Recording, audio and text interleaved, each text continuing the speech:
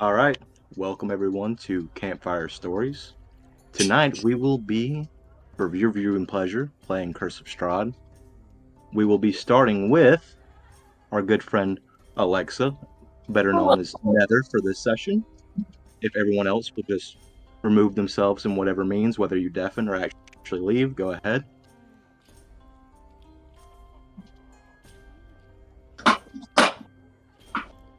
Are you ready? I am ready. You're ready. Yes. Okay. So, Nether, your travels have led you many interesting places. So far, you've seen battles and wonders alike. But the town you find yourself in tonight is different. Boring and quaint are the best words used to describe the small hamlet of Daggerford. The day is past and rain pours upon the cobblestone bricks lining the streets of this town. You sit at a bar of a small inn. A bard plays light melodies in the corner. A few drunks spread rumors throughout this tavern. Rumors. Rumors are what brought you here in the first place. Rumors of disappearances. Rumors of strange, almost lifelike fog casting a shadow over this quiet town. You know there have been a number of missing persons reported in the past month, each one coinciding with the arrival of the fog. You hear whispers of a possible murderer, others say a werewolf stalks the town at night. But both of these seem far too simple an answer for such odd goings on. Just as you sit and begin to mull over the details of this mystery, you see a small bulb of blue light dancing just outside the window to your left. At first, you believe it to be a stray strike of lightning, but it remains there for moments, beckoning to you. What would you like to do? Is it making any noise at all? No noise. The only sound you hear is the cascading of rain pouring upon the window. There are a few, like, there's the bard playing music in the corner, so that's kind of drowning out a lot of it. The people in the tavern, there's probably a dozen or so people just whispering from fear. There is a heavy sense of anxiety in this town. The Hmm. fog has already poured in for the evening, so people are suspecting another disappearance tonight. But you see this small globule of almost spiritual blue light wavering outside of the window. Interesting. Can I just kind of go over to it, not necessarily touching it, just see if it moves or anything? You walk up to the window and you glance outside, and maybe 5, 10 feet away, just the size of your fist, is this ball of bluish white light. And just staring into it kind of fills you with this sense of curiosity and wonder. Like Hmm. there's an innocence almost to this light. It seems playful, as though it wants you to come outside and frolic in the rain with you. I'll follow it. Okay. So you push through the tavern doors. At the moment, it is a fairly light drizzle. It is raining. You step upon the cobblestone steps, being careful not to slip, and you round a side of the building. And at the side of you, this orb kind of dances with the light, trailing back and forth in your vision. It doesn't say anything, but it's almost as though it's greeting you warmly. I'm going to feel this compulsion to kind of bow at it, just as like And a it hello. will give this little dip in the air as though it bows back to you. Cool. I kind of do. I feel playful at all, or like, You or do. You do feel playful almost. I will like splash in some puddles. He'll splash around a little bit, and this ball of light reacts heavily to this. It dances around you. You almost hear like childlike laughter in your ears, though it is like faint and it echoes. And it begins trailing down the path deeper into the fog, as though it's coaxing you to come with it.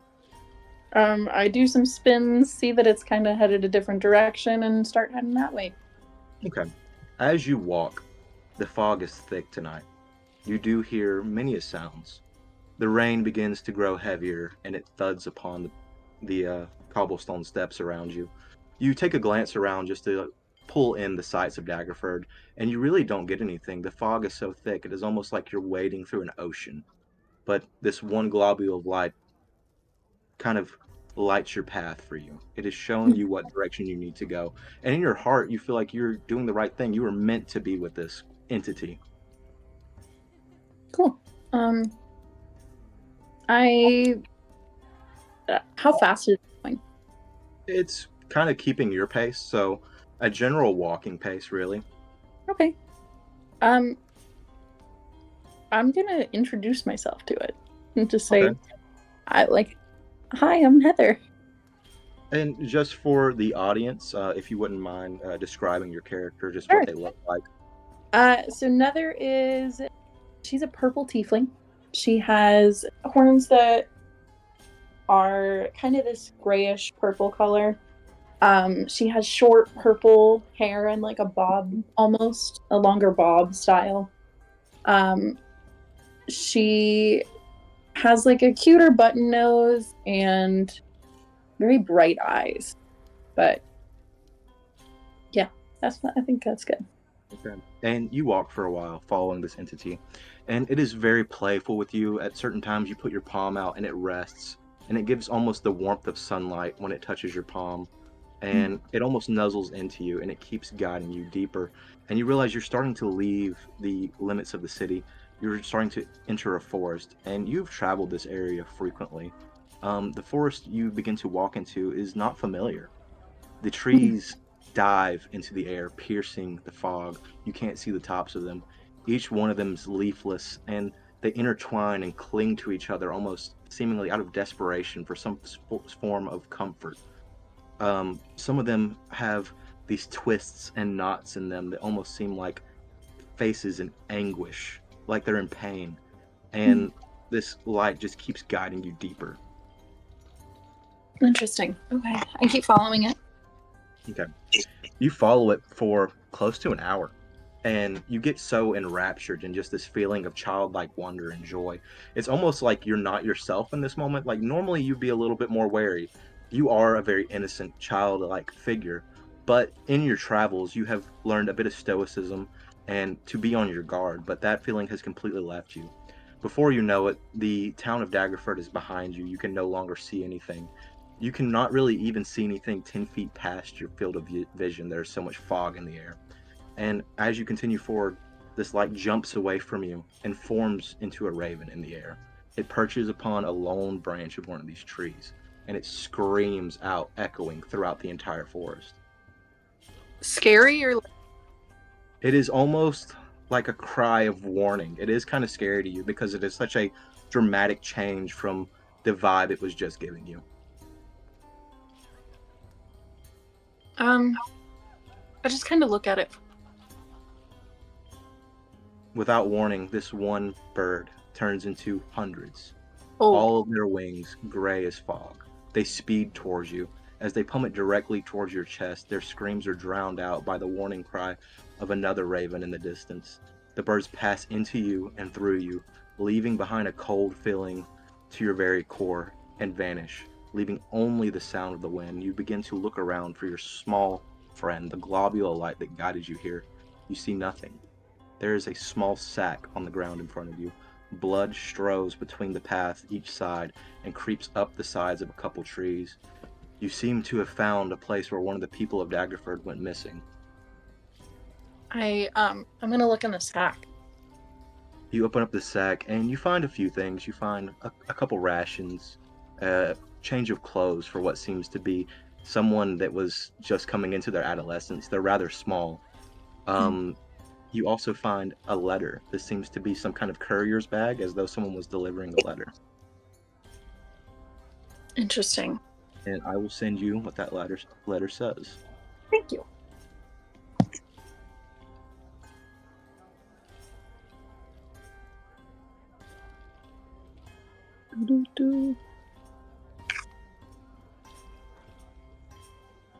Hopefully, where I'm at in the field of vision now isn't messing messing up with the And stream.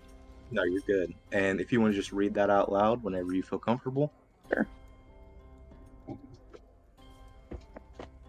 Hail to thee of might and valor. I, a lowly servant of Barovia, send honor to thee.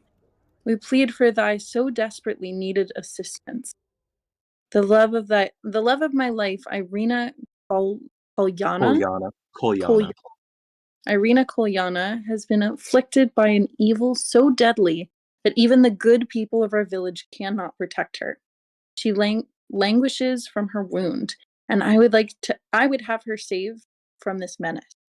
There is much wealth in this community. I offer all that might be had to thee and thy fellows, if thou shalt but answer my desperate plea. Come quickly, for her time is at hand. All that I have shall be thine.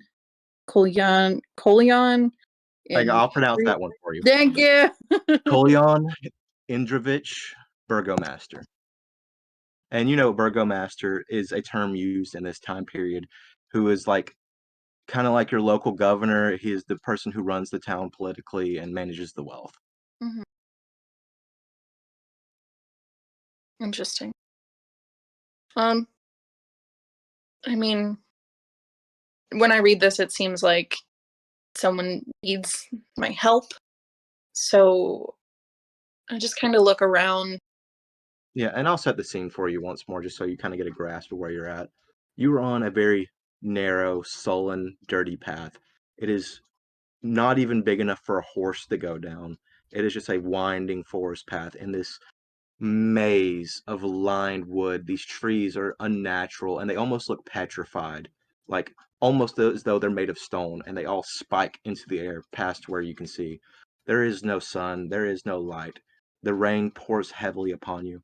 In the distance, the fog does open up a bit, and you can see some road signs, though dilapidated, probably about 200 feet from you.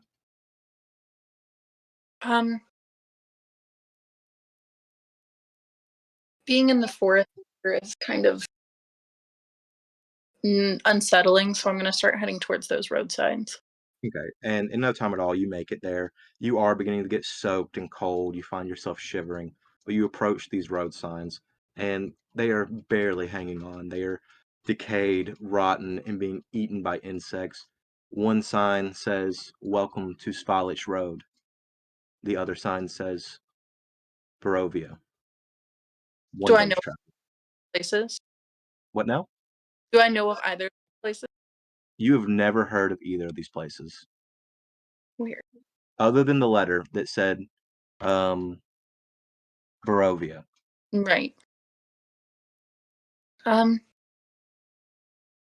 I mean, I suppose I'll head there. It seems like someone needs my help. And you begin walking, and you keep walking, and you keep walking. And it seems as though this road will never end until it eventually does begin to widen. You've been on your feet for close to 4 hours. Loneliness and fear creeps up your neck. The forest seems alive, as though it's whispering to you. The sound of the wind sounds like howling animals and people weeping in the distance. But you keep your stride, and you keep going. Several hours pass, and in the distance, far, far away, you see a towering wall with large gates. Two stone soldiers, probably 25 feet tall, with their heads resting at their feet, guarding the gate. And that's where we will pause for you. This is so fun. So let me pull the second group in.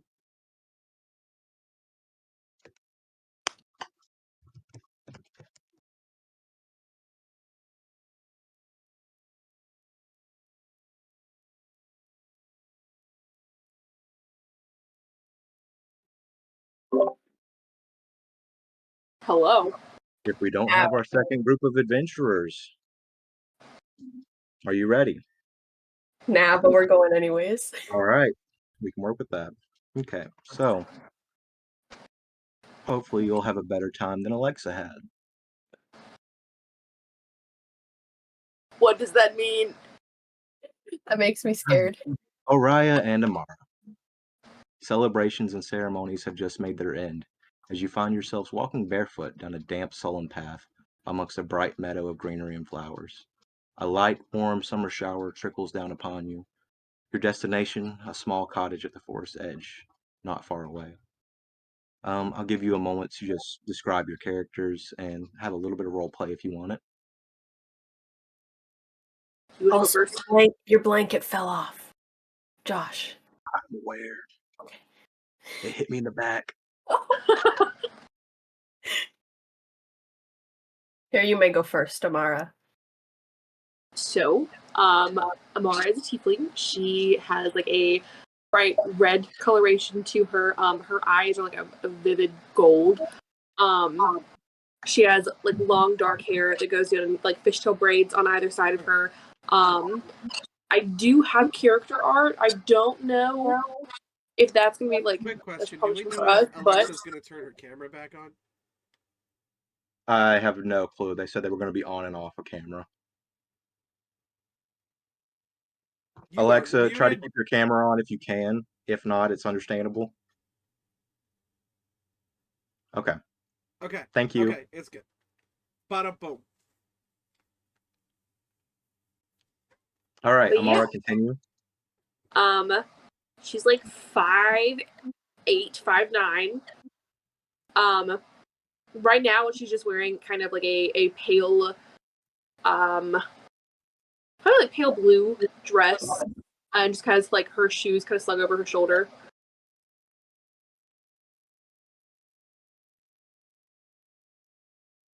And Araya? Araya is an Aasimar with majority purple, but it's like a purple, red, orange, kind of like a sunset vibe kind of hair, silver eyes. She's also about 5'8", 5'9", so kind of Okay. same height as Amara. She would probably be in like a dark blue or black kind of dress, and also she's got her shoes kind of slung over her shoulder as well, just walking beside Amara. And you do take a few moments and just enjoy the silence. The sound of the rain comforts you, a new life before you, a new life filled with happiness, joy, unforetold promises. You gaze Is there deeply like, at... sorry, No, is go there ahead. like, could I find like a honeysuckle bush or like a flower bush of any sort on the way? Easily enough. You don't exactly find what you want. You find a little patch of lilies. Okay. I will do my best as we're walking. Like I'll pick up a handful of them to like braid a flower crown out of it. So you begin braiding. Either of you go ahead and roll just a nature or survival check for me. Let me look at my D&D Beyond. 19. We'll That'll just go do. with that one.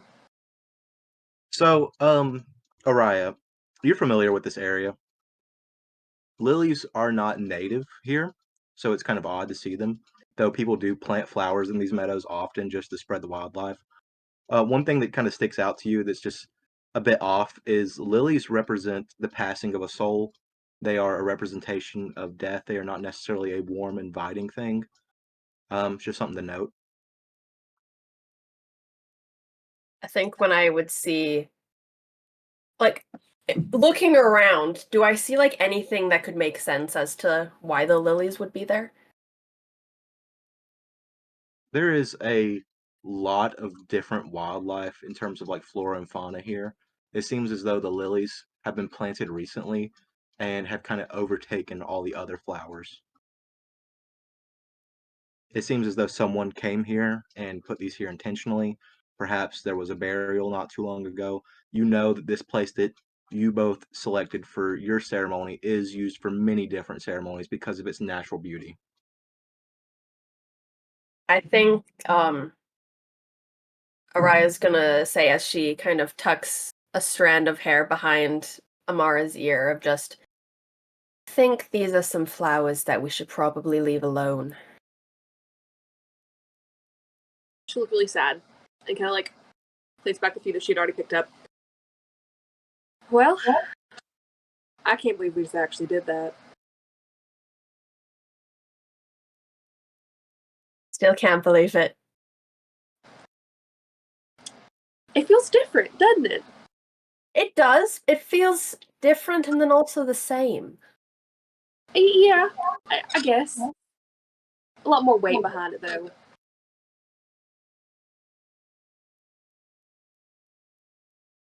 And you two continue forward. The rain begins to pour heavily on your back. So, what was a walk briskly through the rain turns into more of a jog. You're splashing mud on each other's dresses, but you're also enjoying yourselves, you know?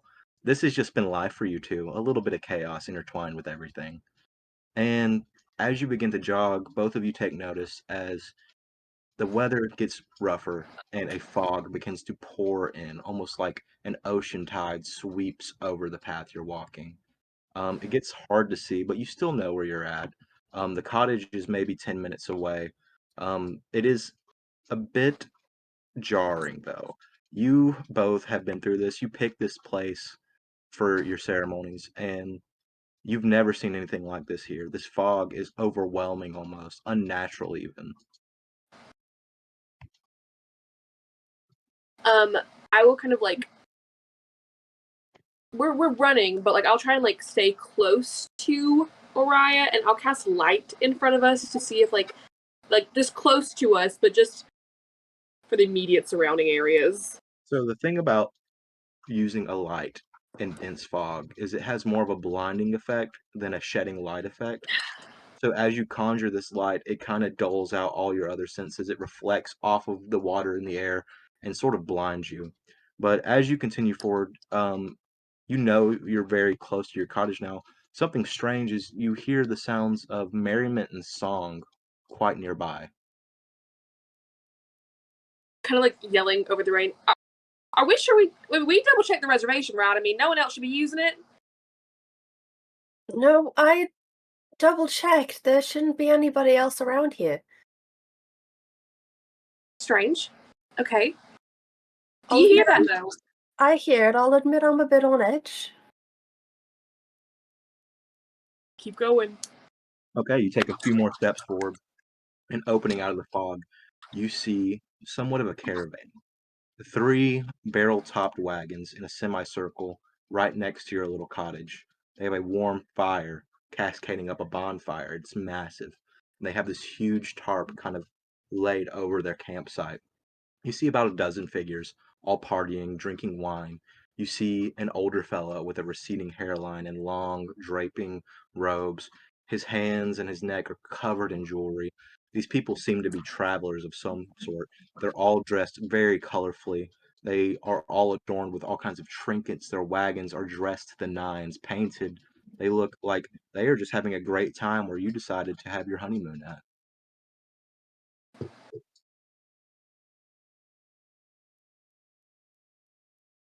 You know, I'm not really the confrontational type. Do we have like our things on us, or would you say that we left them in this cottage? Your things are probably in this cottage, and these people do not seem to have went into your cottage other than they are right next to it, almost as though they're waiting for you. I mean, if you wanted, I could go grab our things and we can go elsewhere if you wanted to wait here. It kind In of this weather, I mean, both of us would end up sick by the time we made it back anywhere else. it's that it almost seems as if they're waiting for us. Well, I'll be right behind you. All right. And I'll begin going first, but I'm walking up to the cottage. As you approach the cottage, this man who is seemingly blind turns to you. As you get a good look at him, his eyes are completely white and yellowish, but there is a eldritch power that kind of pours from inside. Oh, we have been waiting for you. Greetings, ladies, and congratulations. And may I ask who you are? He gives you a bow.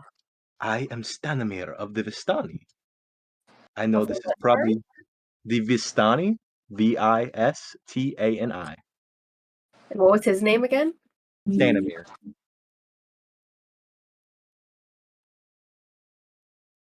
Well, a pleasure to meet you, Stanimir, but may I ask what you're doing here?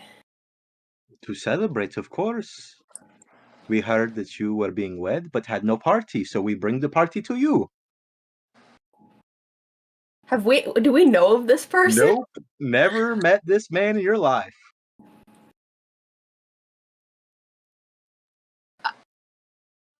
We also did not send out like invitations or Nope. like.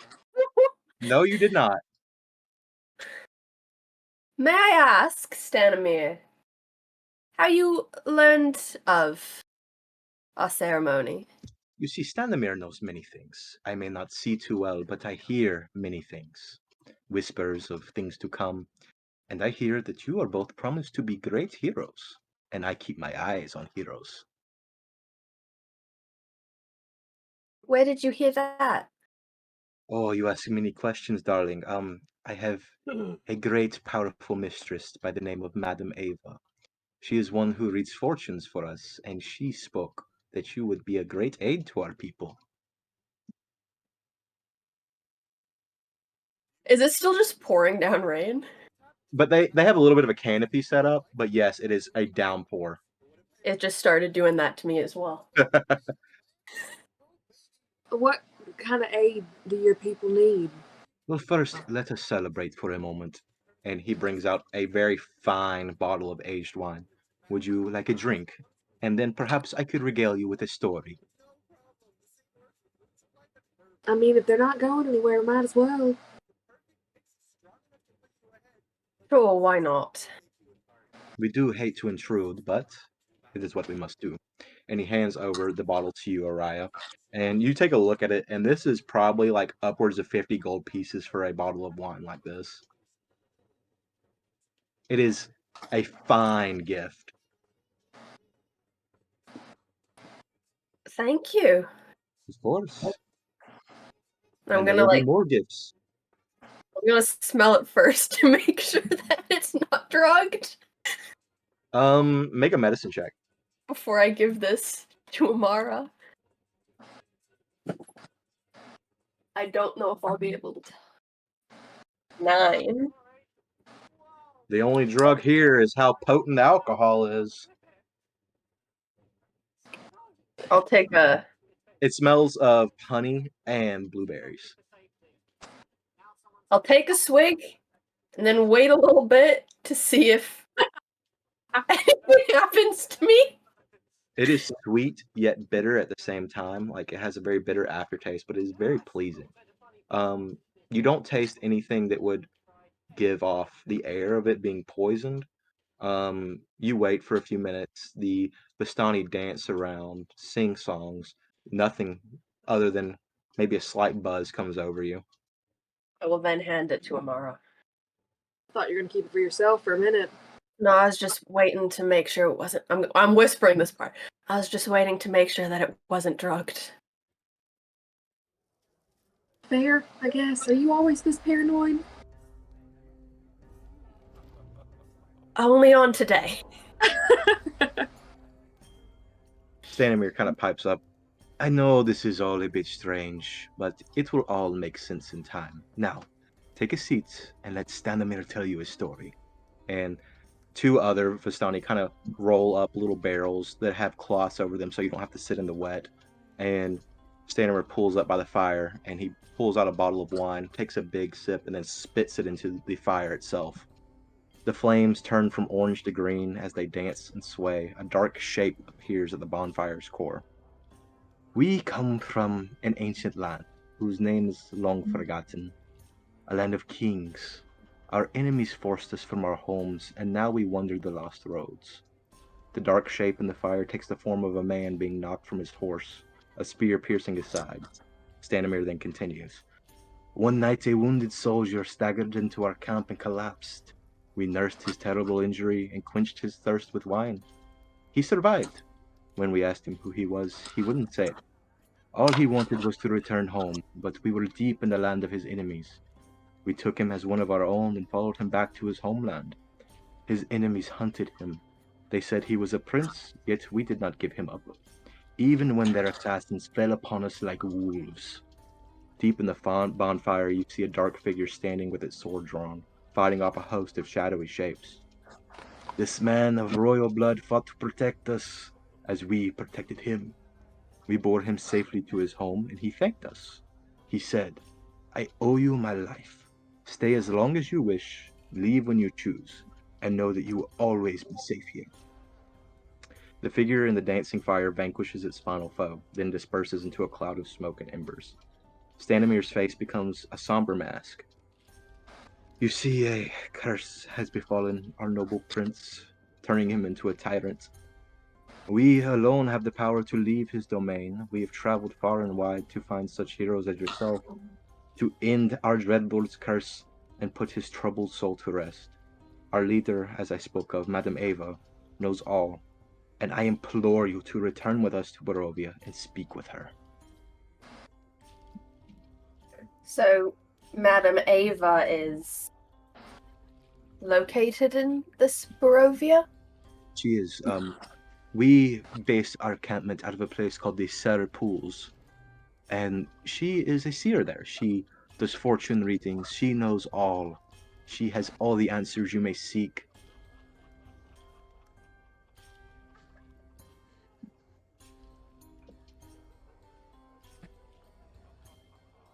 You just said that your people were the only ones who could leave. This is true. We are giving a special permission to go to and from the lands as we please. Once in, you probably would not be able to return until the curse is lifted. And he kind of looks around. Bear witness to the fog around you. It has chased you, no? It has. This is the Master's beckoning. Whether we take you to Barovia or not, you will be there. He has set his sights upon you. I only wish to offer you safe travels. What is this curse that's befallen this prince you speak of? Danamir does not have the answers you seek. Madame Ava knows all. And what you're saying is that even if we decline your offer, we're going to be going there somehow. It is likely. And you would much rather be in our caravan than walk these Valich woods at night by yourself? Do I get the vibe of if he's telling the truth? Roll an insight Yeah, I would check. make an insight check. Roll an insight check. Both of you. Can I assist? What's your modifier? Better than yours. You may assist. 26. He's not lying, but he's not telling you the whole truth either.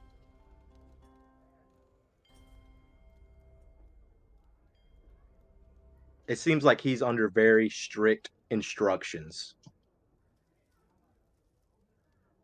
Many people have tried to cure this prince of his curse. Several. But you are different. Several being like 5 or several being like 500. I would not go as far to say 500, maybe around 100 or so. Well, But let me put it to you this way, maybe to guide you with some comfort. Many times people are pulled into Barovia against their will. You are being given an invitation because you are both promising. You have a bond with each other that may guide you and give you an upper hand against the evils that lay ahead. I would say you had the better shot than the rest. Is this invitation from the prince or from Madame Ava? Madame Ava is the one who sent us towards you. The prince is the one who seeks you with the fog.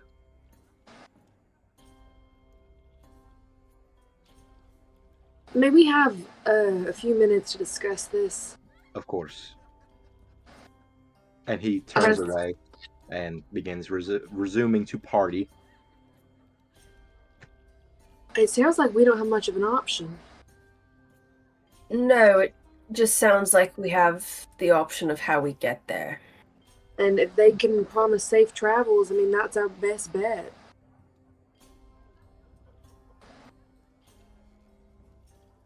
Not necessarily. was gonna say, not necessarily how I pictured our honeymoon. No, it never does work out how we think it's going to, does it? No. I think before we officially say yes, because we don't necessarily have another choice, should maybe figure out if it's just going to be the two of us, or if there are still other people there that are trying to. See, I feel like we're getting close to our question limit, where he's just going to start saying, "Madam Ava knows all." You know, I've gotten that a few times now, and I got that as well. but it's worth a shot. I've got nothing else to do. No more questions? No more? Well, we think we're reaching our question limit. You don't know, let's try. I got one. How about, love, you head inside, get all of our things, get yourself ready. I'll go ask him just if he's aware of if there's going to be anybody else working with us. All right. I'll head towards the cabin. And I'll head Okay. towards. Alright, so you walk back up to Stanimir Araya, and he greets you warmly with a bow. Have you decided? We have decided that if we don't necessarily have another choice, we'll get there via the safest route. But I was wondering if you are aware if there's going to be anybody else working with us. There are 5 heroes destined to save our land.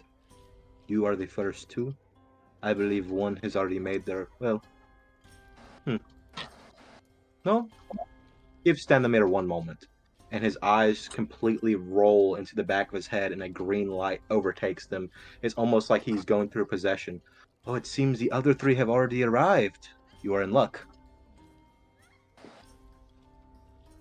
And will we be arriving at the same place as they are, or will we have to find them? I believe we will run into very quickly. One of them waits for you in the city of Barovia, and the last is a wild card, so Madame Ava will be able to tell you more of their whereabouts. Is there anything else that you're able to tell us, or is the rest of the information having to come from Madame Ava? I could tell you a few things, I suppose. It really depends on what you want to know. I can tell you more of the land. I can tell you more of the people who are there. As terms of the curse and how to fix it, some of the other details I cannot help you with. I guess we've already asked you so many questions, but I'll ask one more of what kind of dangers are there on the land? I think you can understand my wanting to keep my wife safe. Of course. The land itself is cursed as well as our Lord. We are sent into a state of perpetual night. You may see fragments of light, but it is never truly daytime. Wolves, undead, and werewolves alike wander the roads of Barovia, but they do not mess with the Vistani. They do not come near our caravans. They leave us be. They are all henchmen of the Dreadlord. Is Those the are Dreadlord your prince? As he is known now, yes. It's not a very uplifting name. It's okay. The people of the city call him the devil, so maybe this is a bit better. I see. I'll go in. We'll get ready. And when would we be leaving? It depends on how quickly you want to act. I would allow you to rest for tonight and we leave in the morning. I'm sure you would like to spend a night with your wife. I would. Very well, then. At dawn, At dawn. feel free to join us in merriment. We will probably go for a few more hours. All right. And he will bow to you. I'll give just a head nod. Mm-hmm. And you make your way inside. Amara, are you just getting everything together? Yep. So you find each other in this small wooden cabin. It's kind of decorated. You both had spent time here getting it ready for your arrival, but this is not at all what you had planned. So we had decided that we're going to leave at dawn. Oh, well, that's gracious. There's going to be 5 of us total. The other 3 are essentially already there. So we're fashionably late. Apparently, It's the best way to be. I guess. I think everything else, though, we can maybe talk about when we're there. All right. The land itself is also cursed. Oh, Always night. okay. Always not? Apparently. They couldn't have mentioned that before we agreed to it? I mean, his name is also, like, a bit down. Like, what was it? Like, the Dread... What was it? The Dread Lord. That the prince is also referred to as the Dread Lord. And also sometimes the Devil. Oh. So, simple. We should be in and out of... in and out, yeah. I have great feelings about this.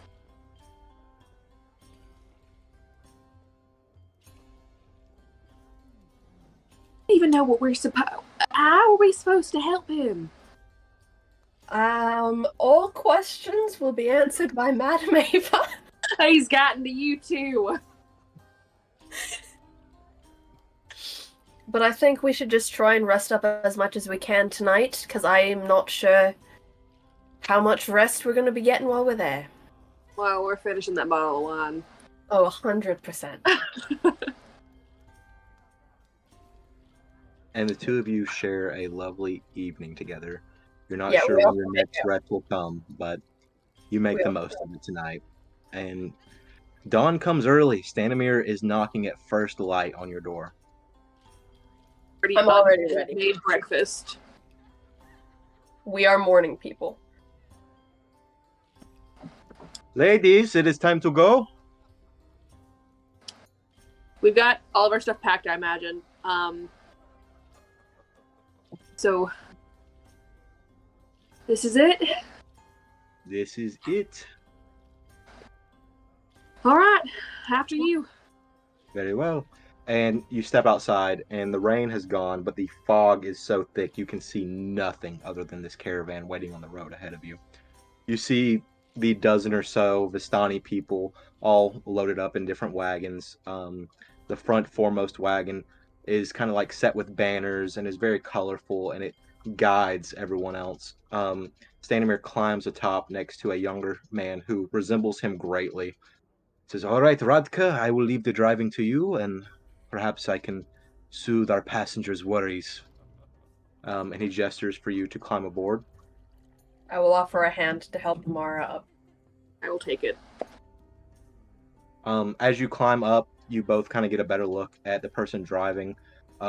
He very heavily resembles Stanimir, but he's very pale and gaunt and has cat-like eyes. This is my son, Ratka. He will be navigating for us. Can I make an insight check on this man? Yeah. I as well. Yeah. Hold on, I want to do my own. 13. 24. Araya, he seems a little shifty to you.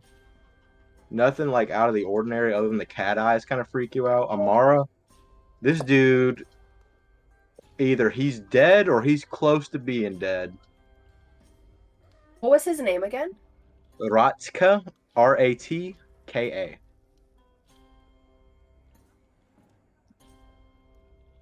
Like, very pointedly look at Araya and not say a word about it.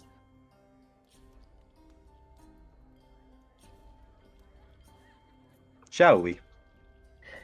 We shall. Then let us go. And Ratka whips the reins and the horses set out. The jingling of bells rings out from all of these different caravans. As soon as you set off, they start singing small tunes and trying to make the journey a little bit lighter. As you travel, you realize quickly you are not traveling normally. You both are very familiar with the lands around here, and immediately as you set off, the cottage kind of goes out of eyesight behind you, and you enter into a deep forest with these tall, thick, heavily lined trees. There's no space to walk between them, just a path. Each one of these trees is fully barren and petrified into stone. There are knots on these trees that twist into grimacing, weeping faces. The branches of these trees go skyward, almost like spikes. You see skeletal remains of animals, people, all hanging lifelessly. Though it is supposed to be day, the more you travel, it quickly becomes night. There are no stars. There is nothing other than trees, fog, and darkness. A small lantern hanging from the front of the wagon lights your path. Well, we have made it to Barovia, the country. Soon we will be making it to the city in perhaps a day and a half. I have like a necklace that just has the Dawnfather symbol on it, and I'm just clutching it desperately right now. I've got my hand on Amara's shoulder. And you travel forward for quite some time until eventually the path kind of widens and you're still in a dense forest, these trees spiking up, clinging to each other for some semblance of warmth or care in this unforgiving land. The water sloshes underneath the tires of the wagon, and Stanimir just kind of rocks back and forth and hums. This is all normal to his people and him, though to you, it is a sign of ill omen and death. You both take a glance off the edge of the wagon and peer into the puddles that pool underneath you. The reflection that stares back to you is you yourself, but aged 70 years. Something is off. This place is wrong in every sense of the word, and you feel as though you may have made a mistake. Maybe Stanimir was lying to you. Maybe you wouldn't have had to come here if you hadn't traveled with him. But only time will tell now. Is there anything you'd wish to say to one another?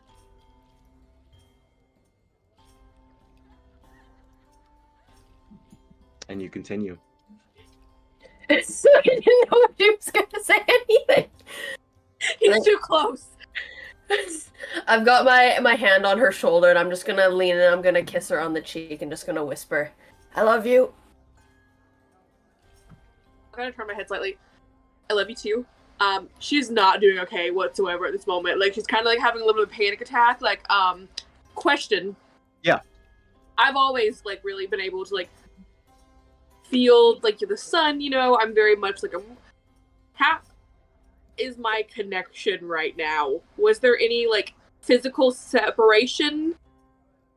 You feel a void in your chest that you've never felt in your time of faith. You reach out to Lythander with a prayer. There is no answer. There has always been an answer.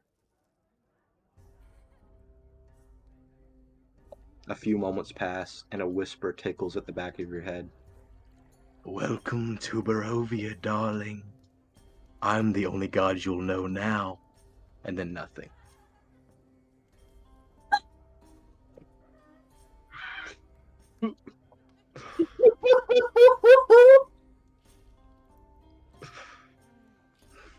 And the road continues, y'all. You just keep going. And for a while, there's silence among the caravan. Eventually, you come across a little split in the road. One kind of winds back the way you came, and the other one goes forward. You see a wooden sign, dilapidated, festering with insects, almost falling apart. And on the sign it says, Welcome to Barovia, and underneath it is a small arrow pointing towards the road you're headed down, saying, Barovia the city, one day travel. Does it have like the population sign? It does not. It does not. Many people. Not a lot. So eventually, like while we're on the road, I'll kind of like, this is several hours in, I will like at all point in times kind of like be slightly turned towards Rotka. He makes me very uncomfortable. And I'll eventually ask, so do you have any other children, or is he your only? well, I have a daughter. She is back at the surf pools with Madame Ava. Huh. I hate to intrude really, but I am a bit of a healer myself. Is he sick or? Oh, my son has been through many trials.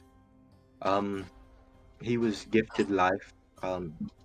You see, he's a brave soul. He thinks himself to be a hero.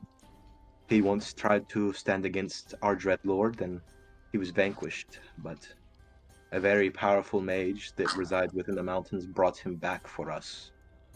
Ah, you hear that, Araya? He brought him back.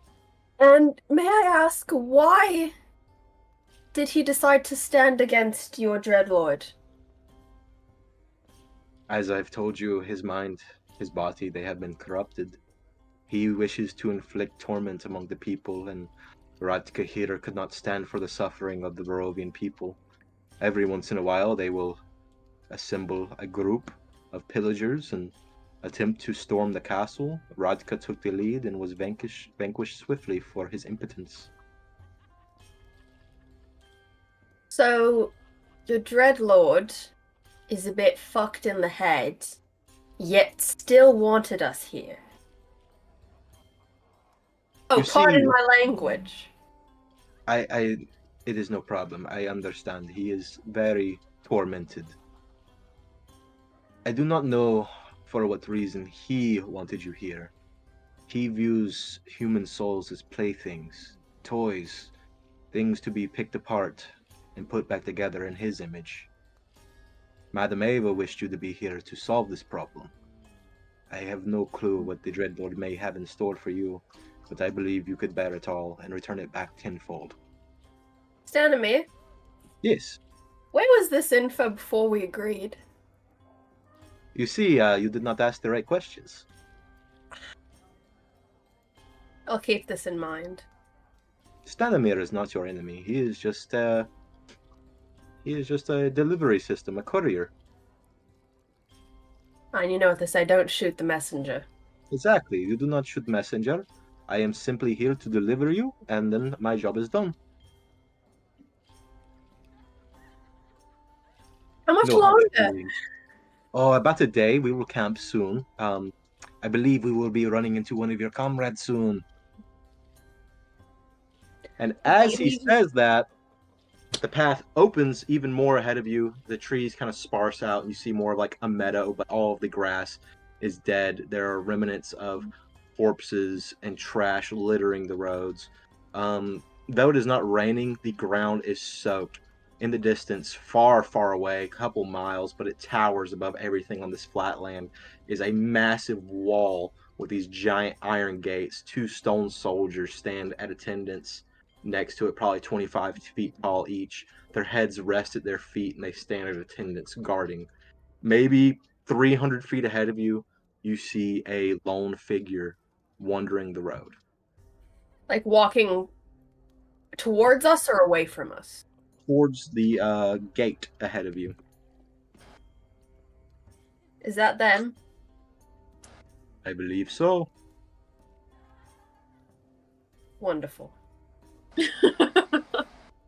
And that is where we're going to call it for y'all. Should we deafen? Yeah. I'm gonna take a quick break and then we'll do Kira. So if everyone you just want to pull them in here, y'all can chat for a minute and I'll be back. Sounds. We have to get Kira's attention. Yeah, Kira is the next in line. So, and we're doing pretty good on time. I thought everyone was gonna take a little bit longer with their intros, so we might go a little bit further than just intros today. I get be put in horny jail. Not yet. Not yet. The day is still young. But go ahead and assemble everyone, and I will take a quick break and be right. We are back. All right. So, last but certainly not least, we have Diana, and everyone else needs to get the fuck out of here. Okay, bye. Oh, I love you. Goodbye, everyone. Goodbye. Get out of here, losers. All right. Diana. Oh, Diana. Fucking terrified. How the past month has been cruel to you. Just a few weeks ago now, you and your traveling companion were pulled from a familiar path, drenched in fog, and dropped into the hellscape you now know as Barovia. In your time here, you traveled the Spalich Woods, barely surviving, and reached the city of Barovia, a glum, lifeless place. The denizens of Barovia, as you have gathered so far, are mostly soulless. You took respite in the local inn, the Blood of the Vine Tavern. Here you took on the role of a barmaid. You've waited patiently and listened to the woes of locals, hearing all that you could, trying to get any lead you could that could benefit you. You learned many things, both valuable and horrifying. Foremost, you've learned one, you're in Barovia, and that there is no leaving Barovia without the permission of the Lord of the Lands, a dreadful figure by the name of Strahd von Zarovich. The locals refer to him as the Devil. You know that he seeks the hand of the recently deceased Burgomeister's daughter, a woman by the name of Irina Kolyana. So Irina is Ireena, and then Kolyana is Kolyana. Wonder if there is a notes version, a notes part of the D&D Beyond app. I believe there is somewhere. Because I can't write any of this down, or it'll fuck me. And if you have any questions, like after we're done, I can shoot you some messages and just fill in the gaps. Okay, yeah, that would be great, just to kind of, Because after we get done with my little pre-written spiel, we're going to go through like everything you learned because you've been here a month. Okay, so Blood on the Vine is the name of the tavern. Yes. Irina Kolyana is who Strahd wants the hand of, but she's dead. Her father, the Burgomeister of the city of Barovia, died. Okay, and what is a Burgomeister?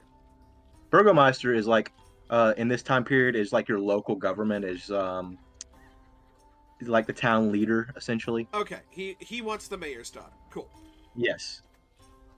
You've also learned Strahd is what the people are calling a vampire. So instead of vampire, it is Vampyr. And that he has feasted upon the blood of Irina twice as of now. Her father passed away 3 days ago, and her brother Ismark is set to be the next leader, but the people of the town call him Ismark the Lesser because they feel as though he could never fill his father's shoes. He is a regular at your tavern, though you have not quite mustered up the courage to talk to him yet. With my connection to Vraska, Mm-hmm. do I know the difference? Would she know the difference, and would she have told me the difference between a vampire and a vampire? So she would have known that vampire is a very archaic term for vampire. It is from lesser known alchemical studies of vampires. It is an old world term. It's not necessarily something different. It just comes from a lesser understanding of the race as a whole. Okay. So this is not something that I would gather that Strahd would call himself. This is something that the people would call him. Yes, it is something the people have put together to call him. Okay. In your time here, you've learned that the people who are here have always been here. You can spot someone who's different from a mile away. These people are not only soulless in the fact of like they have been downtrodden, oppressed for centuries. Several of them just don't have souls. So the bartender who works alongside you, he is not the owner of this establishment. His name is Amrik, Amrik, and you believe him to be fully soulless. He shows no emotion, there is no light behind his eyes, and he speaks only in simple phrases. Okay. So just very kind of robotic, going through the Yes. motions kind of thing. Yes. And there are a few people in town like that. Amrik is just the only one with really a name. The other people are more of like dolls. You have gathered a lot of information about this place, and this is a big playground, but also a prison cell at the same time. Whatever is holding the people here holds Strahd here as well, and a lot of these people are just place fillers. They are wooden dolls that walk around to take up space to make him more pissed off. Sorry, freaking Alexa's camera. God damn it. The stress. I'm also going to sneeze. Or am I? Go ahead and get it out of your system. We got a lot to cover. really do wish it worked like that. No. Okay, I think we're good. Okay. We'll just kind of graze over a few other things. You know, there is a church in this town, though no one goes to it, is a Church of the Morning Lord. Everyone says that the priest there, Father Donovich, has gone mad after losing his son to Strahd. Another rumor around the town is there's a woman that cries throughout all hours of the day as of recently. They refer to her as Mad Mary. Um, it seems her daughter disappeared about a week ago, and she has just not stopped crying since then, so loudly that it echoes throughout the streets. Um, Actually, one yes, quick second. of course. I have a way of potentially getting around this. An inability to use the notes app.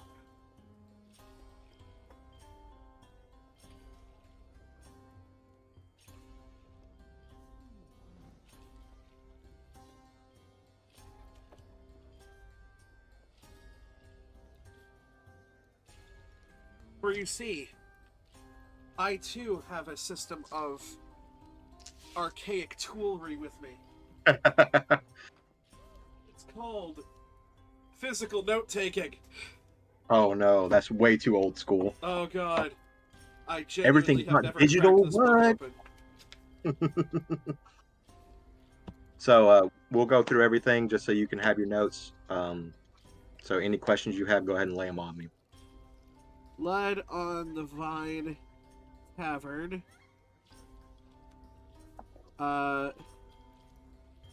Barkeep's name. Amrik, Amrik. Amrik. Solus. You also are aware of the people who actually run this tavern, so we'll go ahead and put that in there too. Sure. They are 3 people who are from a group known as the Vistani, which is Vistani, who is like a gypsy group that you are aware they are able to come and go as they please from the land of Barovia. They have some sort of bargain with the devil himself, and they often bring people in, never taking people out. But there are 3 people who run this place. Bargain with Strahd. Okay, and their names are. One moment. Your 3 owners here are named. Hang on, sometimes the book is not my friend.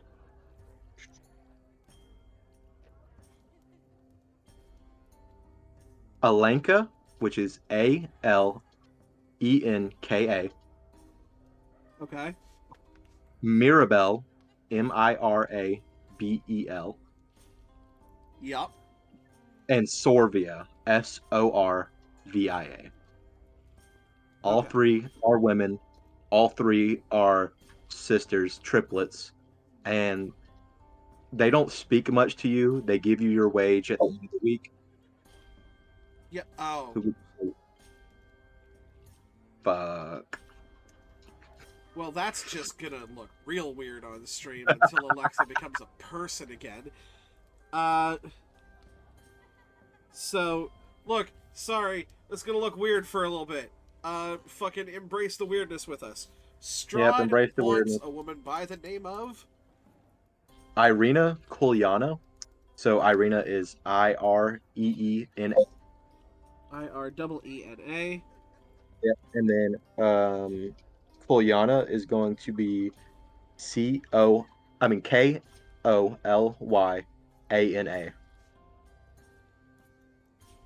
Okay, so it is a K. And another thing about her is her brother Ismark is a very frequent patron at the tavern you work at. Ismark. Her brother. And Ismark is very different than the rest of the Barovians. He seems to be filled with life. He is not just a placeholder. he has goals, ambitions, and he cares deeply for his sister's well-being. He has done everything he can to try to keep her away from Strahd. Um, you also know Irina has not left her house in the entire time you've been here. Irina hasn't left the house. Okay, so that kind of sort of answers a question I had, which is whether Irina was down for this marriage, which I assume nobody knows because very few people talk to her. You're gonna guess wholeheartedly no, but no one speaks to Irina. The people of the village think she's kind of like a monster. They fear her. It is common knowledge she's been bitten by Strahd, and that's kind of a death sentence. Okay. Um, Ismark, you don't really know what his MO is really, other than he just kind of drinks himself like to sleep every night here. Town fears Irina. Okay. And it has been 3 days since the Burgomeister of the village has passed away. And on this day in particular, the tavern is bustling with people. The fogs have rolled in from every direction. You can almost not even see the city streets with how dense the fog layer is. And there's a lot of chatter in the bar today saying that the devil himself will be paying a visit soon to take what is his. Ooh. Okay. Uh, run the church thing back to me one more time. There's a church. Yeah, there is a church kind of at the edge of town that is a church of the Morning Lord. Church of the Morning Lord. It is in complete disarray, next to destroyed. No one really goes there. It is run by a person that most people consider mad. Um, his name is Father Donovich. Father Donovich. And he seemingly lost his son a year ago to a raid on Castle Ravenloft, the castle where Strahd resides. His son had gathered with a group of Barovian citizens and tried to fight back and storm the castle gates to never return. His son gathered a group, stormed the castle, got killed. Okay. Do we know the name of the son? Doru. So Doru. Doru. Son's name Doru. Okay, and then the last thing before I went and got my archaic technology was there's a lady who cries. Yes. For most hours of day, which you know in Barovia, day is kind of a loose term. It is perpetually night in Barovia. Yeah. This woman, who the locals call her Mad Mary, her daughter went missing about a week ago, and since then she just sobs through all of the hours people are awake. And it is so loud it echoes throughout, and it is only about 3 doors down from the tavern, so for you it has been very irritating. Okay. And her daughter went missing a week ago. Another thing to note about that is, much like Irina, no one ever saw this girl. She was at home always. There is a sense of fear in this land, especially with young girls, that Strahd will come and prey upon them. So a lot of people will keep their daughters at home. So nobody has ever seen the daughter, or nobody has ever seen Mad Mary? People have seen Mad Mary. No one has ever seen her daughter. They don't even know her name. Ever saw her daughter. Okay. We are caught up. You got a lot of information. That's kind of what you've been doing this whole time, is just laying low. Your traveling companion you have not heard from a while. That is a bit concerning. They were kind of doing their own recon, and you have not seen them in about 2 weeks. Oh, that's not good. Haven't. And you probably would have set out to search for them, but the only times you've left, you kind of get this really fucked up, eerie feeling about this entire place. Like on the Svalich Road, there was a constant, perpetual smell of death in the air. It's dark. If you look into anything that has a reflection, you see a warped version of yourself. It is not easy to travel alone in these lands without losing your mind. So I assume that Strahd has not paid a visit to my tavern, or the tavern that I work at, since I've been here. No. But I can only assume that he knows I'm here. Guaranteed, almost. And that young girls get preyed upon and stuff like that, but he hasn't attempted to visit me. Do I know, again with a connection to a vampire, what would happen if a vampire bit me as a fairy?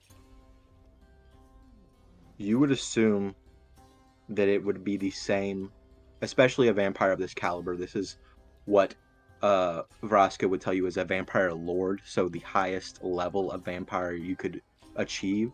Yep. Race matters not to them. Okay. I'm guessing, like, regular vampire trying to bite me, it would either, like, taste bad or maybe even, like, suck for them. But for him, he's so far above it that it's just, like, a delicacy, I guess, at this point. Exactly. It's like an exotic wine to him. Okay, fair enough. It might even be something he sought after because it's different. We also never talked about this in session 0, but we'll do it again. We'll do it here for everyone to see. Of course. If you would like to play Vraska while she is dormant, feel free to do so. Okay. And your thing with them, because we never really talked about it, is mostly they only appear when you're in high stress, life or death situations for the most part. Yes, so Diana for the most part is not a fighter. And in fact, I can tell you, probably shouldn't because you'll use this, but hey, I always like to help out a DM. She does not have a single offensive spell. Okay. Her whole thing is not to, like, kill or hurt or maim. It is to find something and help other people send it back to where it goes. Okay. So when it comes to a situation where it's like, oh, they're gonna kill you or you're gonna kill them, the kind of increased heartbeat then immediately stops, and that is when kind of Vraska takes over the body. Okay. And I have one question for you. Is this almost like a parasitic relationship? You know what? They don't know. Okay. In best case scenario for both of them, they could be removed from each other. But it could be like we're stuck together forever kind of thing. They don't know, so I'll leave that up to you. Okay, got you. All right. So we will draw into the day at hand here. Like I said, it is a bustling day in your tavern, unlike one you've experienced so far. Every seat is filled. There's a few, like, faces that you recognize. There is the local general goods merchant here and his nephew, Bildrith. So that would be Bildrath, Bildrith. He runs the local. Bildrath? Yes, and he runs the local general goods store. You know him to be kind of a cutthroat when it comes to trading. His slogan is, "If you need it bad enough, you'll pay."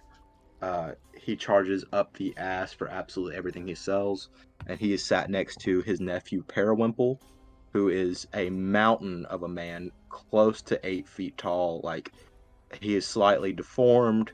One eye is permanently, like, wincing closed. He has one arm that is massive, almost bigger than his body, and then one arm that is shrunken up and shriveled.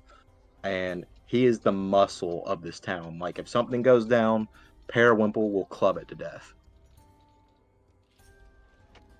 huge bitch. Cool. The only really other recognizable figure here that like matters to you would be Ismark. He is sat at the back of the tavern as normal, just awaiting you to bring his drink.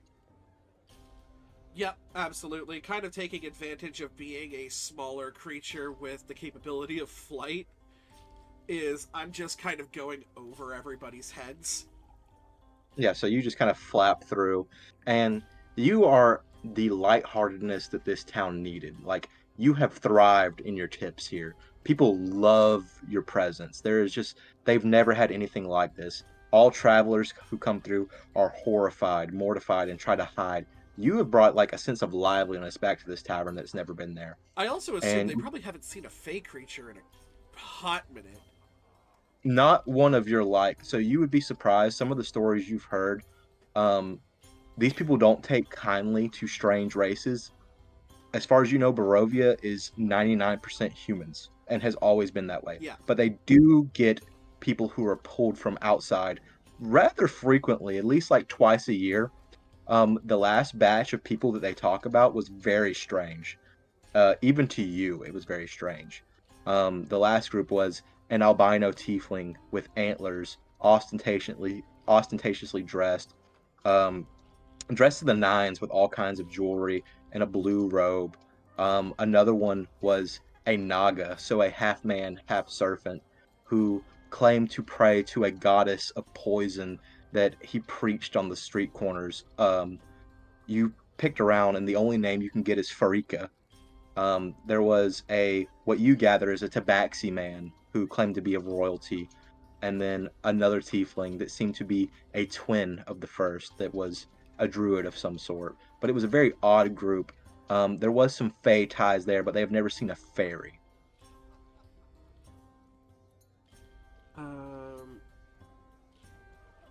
Tiefling, twin, and Farka prayed to poison god. Okay, so yeah, A that little definitely nod for does come everyone. across as it's like no humans whatsoever. Nope. Just okay, but this is the first time they've seen a fairy. Yes, And they have dealt with some fey creatures, but never something of your type. yeah, I think there might have been like a moment like when we first got to Barovia where it's like, you know, maybe not like show off who you are because you're obviously a fish out of water here. And then after Yes. learning what I've learned about Strahd and his all-knowingness, essentially, I'm just like, well, fuck it, he probably already knows. So And to your knowledge, he knows just about everything that goes on within his realm. yeah, There is a saying that goes around, and it is, I am ancient, I am the land. And that is kind of his catchphrase. I am ancient, I am the land. And that saying more pours into, there's nothing that happens that he does not see. Um, and what about hearing? Is there like, is there a whisper low enough that he can't hear? It's hard to tell, especially like in this town. All these people are fairly simple. They don't know a lot about how he operates. It's just fear consumes everything. There's not a straight knowledge on how much can he tell, how much does he see. If you'll go ahead and roll an Arcana check for me, I can probably give you a little bit more information.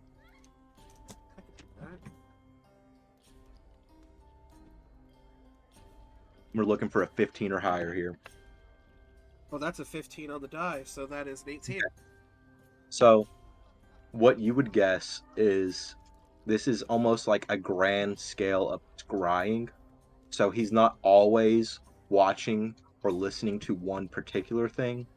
More is like, someone's dad flipping through the channels all day, just seeing what's going on everywhere. He has some sort where he has maybe an obelisk or an orb or something where he can watch and just scan through different areas and just see what's happening. Perfect. So there is an auditory level to it. If you whispered low enough, you probably could keep your secrets.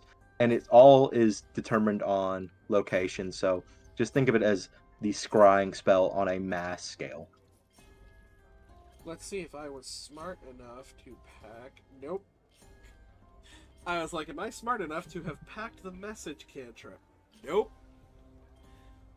Missed opportunity. Yeah. But, hey, she didn't know she was going to Barovia. Nope. No clue. So yeah, I'm just kind of doing what I can to, like, sip over people and get them their drinks and food on time, because I know that, tempers flare when they don't get the things they want, or at least for the ones that even have souls around here. Very quickly, tempers flare around here. And you make your rounds through the tables, and eventually you stride up to Ismark, who is probably 25 years old, long blonde hair, blue eyes, a few scars, but most of it is like training scars, just where he has been testing his own blade against people in town. And he gives you a nod and a smile.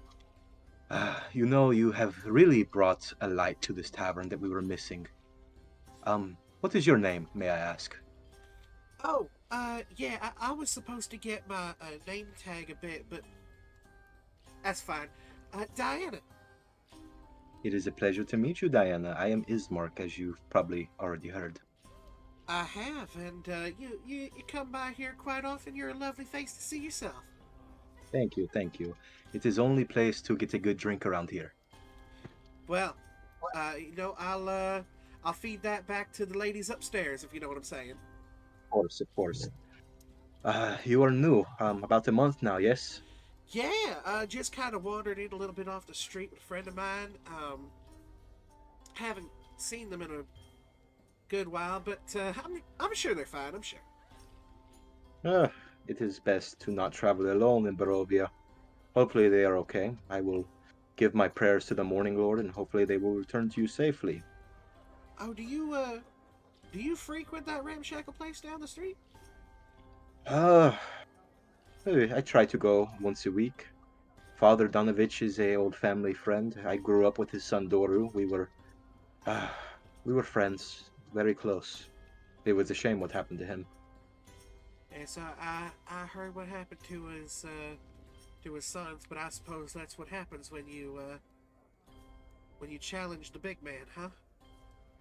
People won't change, they're just too afraid to do so, and those who are brave enough often get stricken down. It is a shame. It is a real shame. I myself contemplate nightly on a way to make a difference, but it is the internal struggle of our people, I suppose. Well, when uh, when your privacy ain't privacy, it's kind of hard to make change if there's someone who doesn't want it. It is. It is. I haven't had the chance Um, actually to meet the Count myself, but I've been hearing whispers around this place that he's supposed to be paying a visit. I'm sure you heard the news of my father's passing. Um, I have my condolences. of course, I appreciate it. With no leadership, Strahd, he thrives on our disarray. He sees us as a little ant pile he kicked over, and now he can wash us all away. I suspect he will be here before night falls upon us. Him or those blasted generals of his. He has generals, I guess people who directly report to him.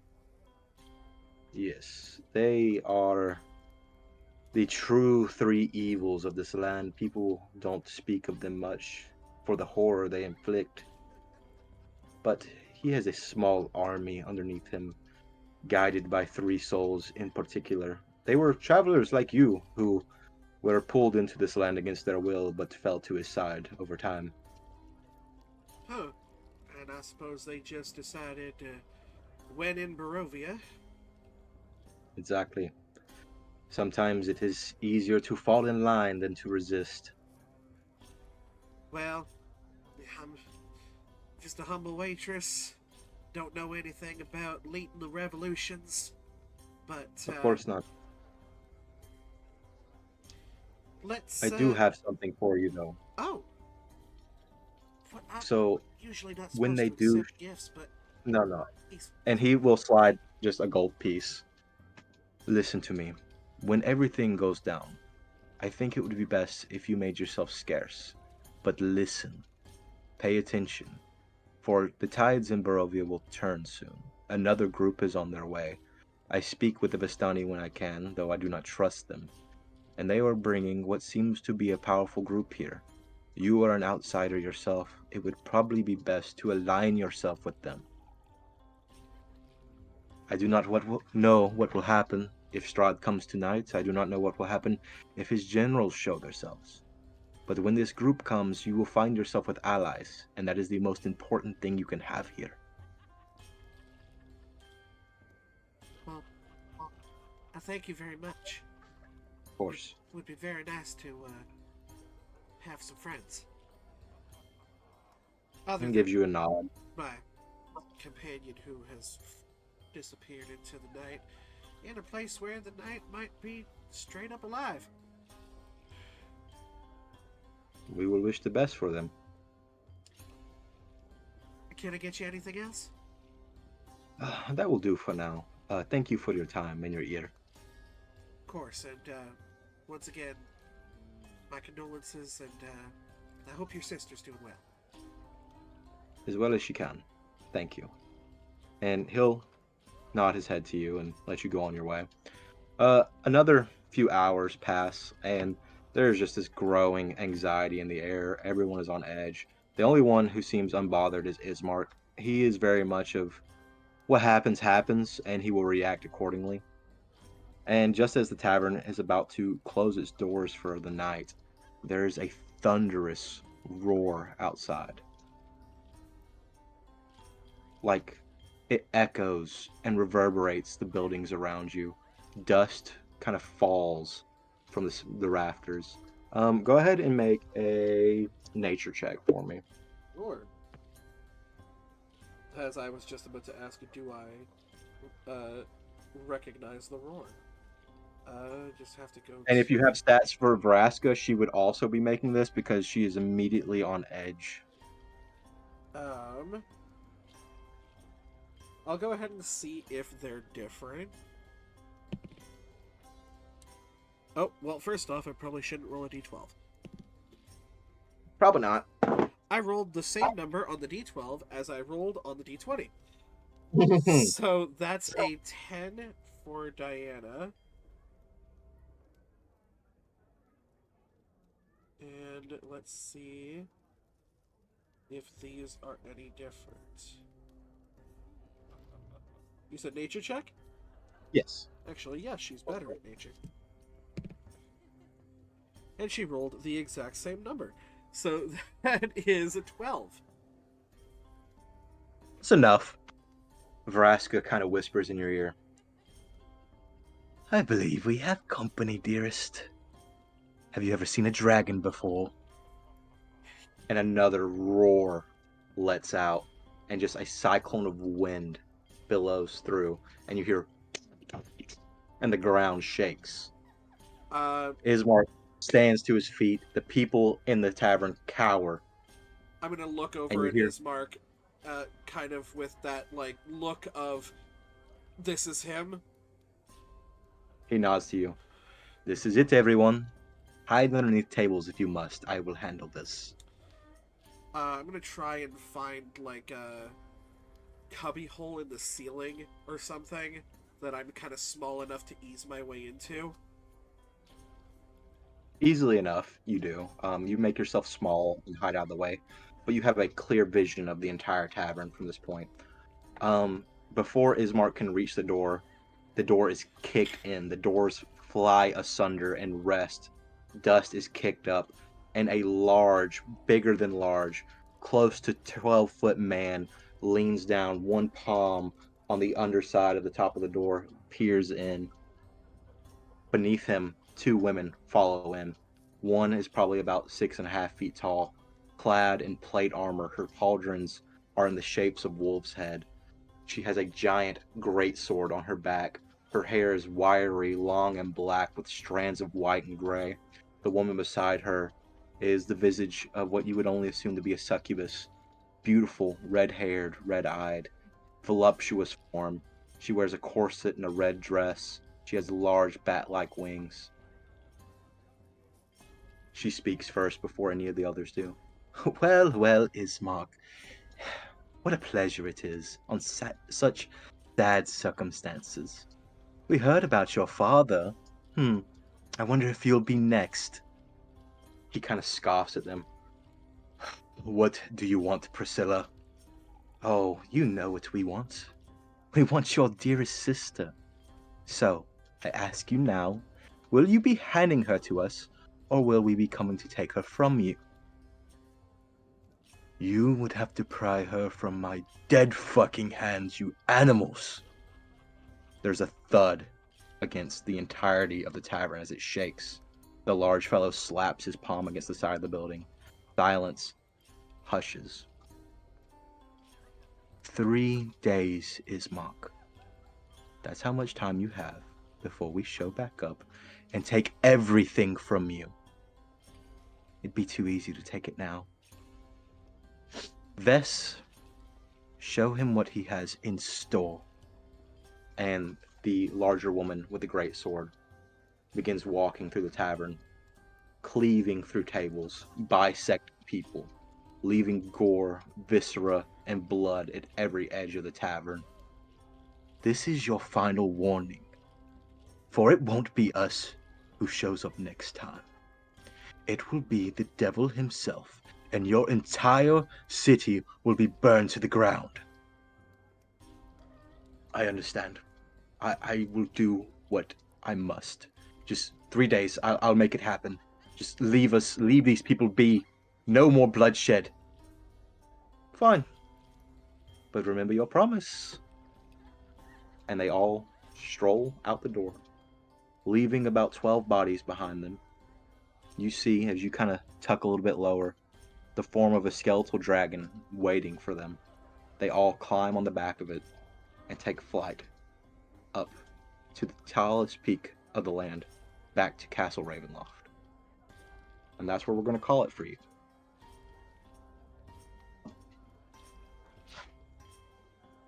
All right, let's get everybody back in here. Come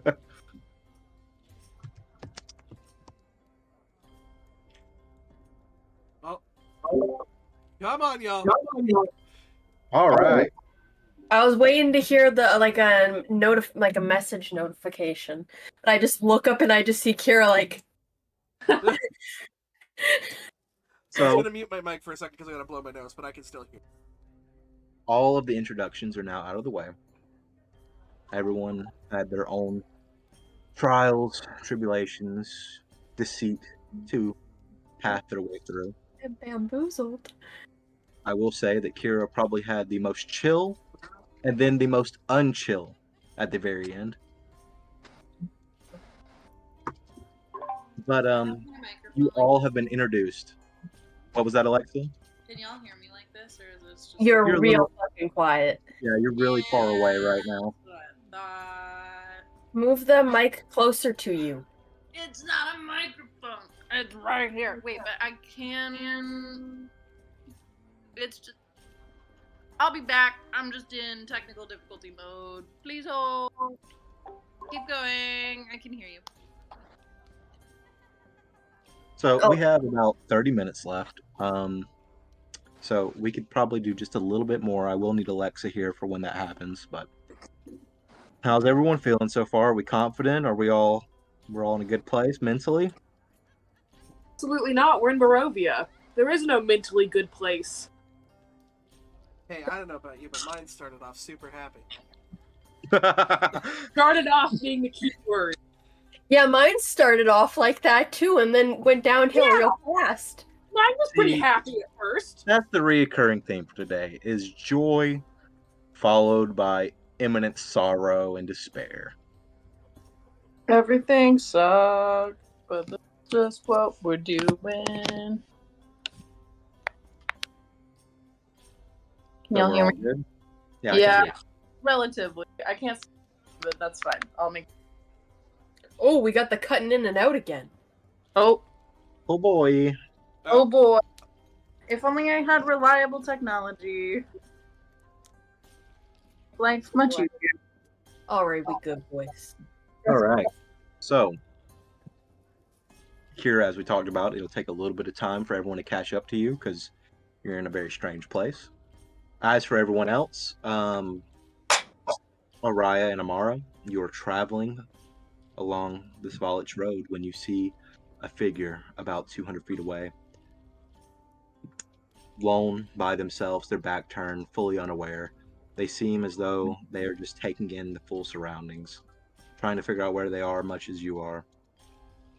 Nether, from behind you, you hear the huffing and neighing of horses. You hear the movement of wood turning, bending. You hear the jingle of bells. As you spin around, you see a caravan of 3 wagons. If you would like to just kind of introduce yourself, describe yourself as to what everyone else is seeing. Sure. So you all see, she's probably put up a cloak by now, but actually, you know what? Yeah, whatever. She's not wearing a cloak. It's fine. So she's got, you see a like light purple tiefling. She's got horns that kind of come out a little bit, and then a very young-looking face. She probably looks to be in her early to mid-20s. She has a scarf around her neck, and yeah, she's got very like dark, almost burgundy clothes. Some burgundies, some blacks, some grays. And this caravan of wagons pulls up right in front of you and stops. Ismark turns to you, Amara and Araya.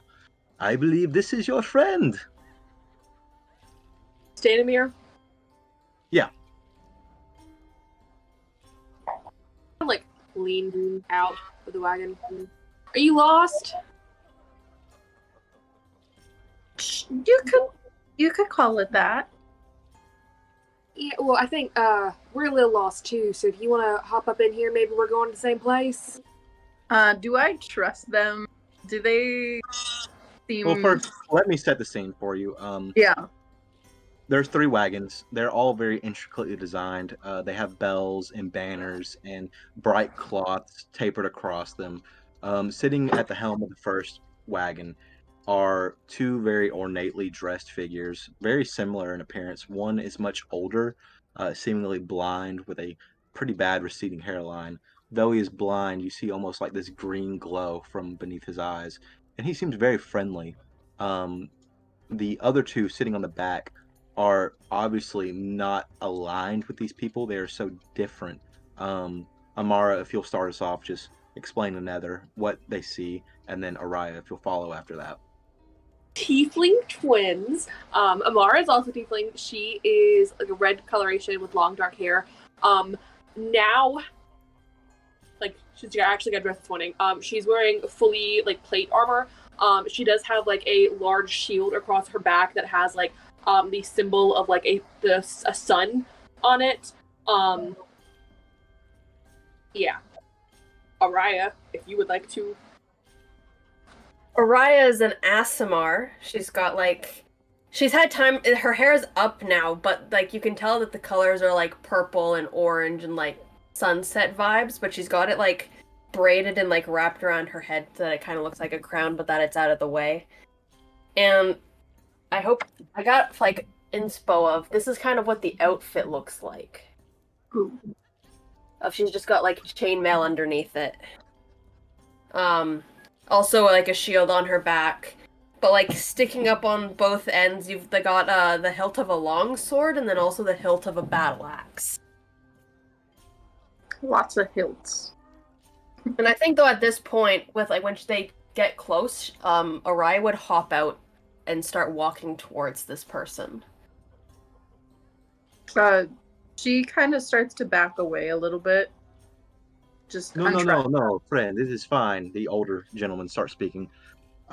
We can see you safely to your destination. These people are just like you. They are lost and looking for their way.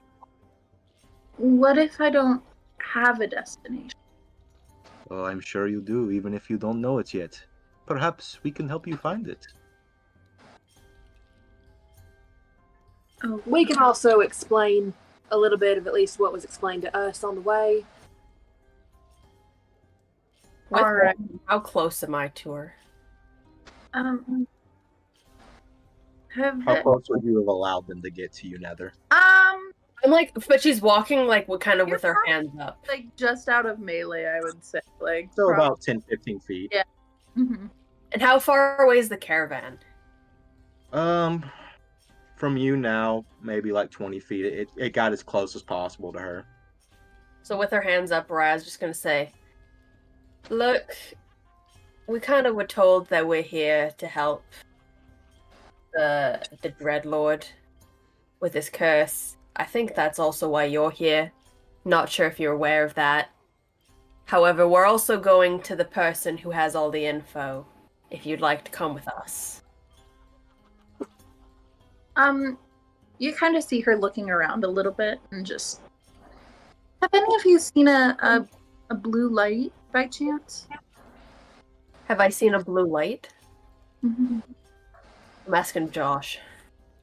No? No. I haven't. Haven't been looking for one. I've been looking for it this whole time that I've been walking, by the way. Okay. Are you sure it's here? Possibly. It just I was following it. It's all right. Sure we can. I guess I can come with you. She'll just kind of like gesture towards the caravan for you to walk first. As long as you guys aren't stabby. No. Only when provoked. Rightfully so. Okay. I say more the merrier. Climb aboard. Our next destination is the city of Barovia. And I'll also hold out a hand to this tiefling to help them into the caravan as well. Saunters up. You all three climb back aboard, nestle yourselves in. If you have any questions, feel free to ask. I am Stanimir. This is my son Ratka. And these are your two new companions. I'm sure you will grow to know them very well. How? Where am I? Darling, you are in Barovia. All right, let's see if I can answer this as least cryptic as possible. All right, so there is some lord, right? He's been cursed. Nobody knows by with what. He can't tell us if he does know. So the land has been cursed. Everything around us is cursed. We're here to help cure the curse, possibly. Okay. Yeah. What were their again? Everyone's names so far? For us, Araya. Well, you're Araya, and I already forgot. It's written somewhere, and I can't see it. Fantastic. Amara. And then the people that introduce themselves on the caravan. The older gentleman that seems to be blind, his name is Stanimir. Mm-hmm. And then the younger fellow next to him is Ratka.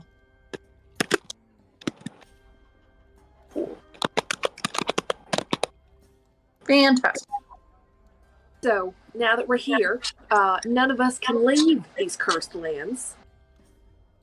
And this lord basically set his sights on a couple of us, you included, pulled you into this land to fuck with you and pick apart your soul.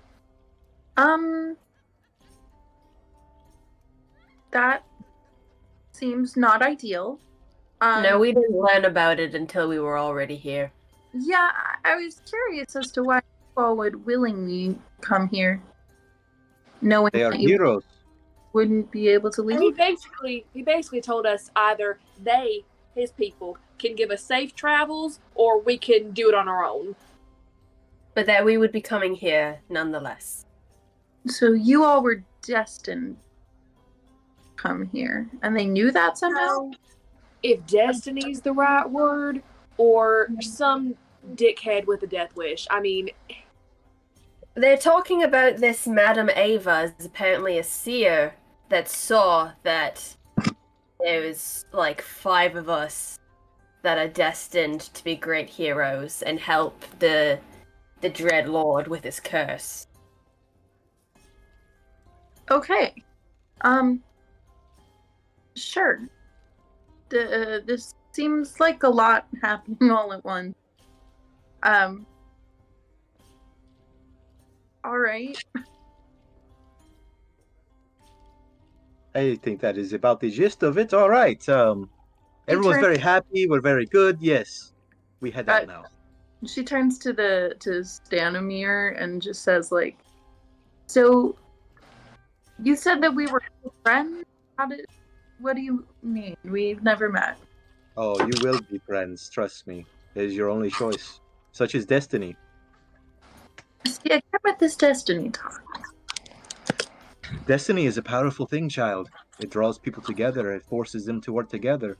Whether or not you want to, your fate has already been sown. All right. Destiny sounds. She saunters off. Episode title. So the three of you kind of brace yourselves for the travel. There's only about, for you that know, about 6 hours left on the road until you need to rest. Stanimir tries to fill in the gaps, but he's really not giving you any information that's helpful. Like, you've kind of gathered that he is a master bullshitter at this point. Cool. Yeah. Trust He has never directly lied to you, but he has withheld as much information as possible. Yeah. Amazing.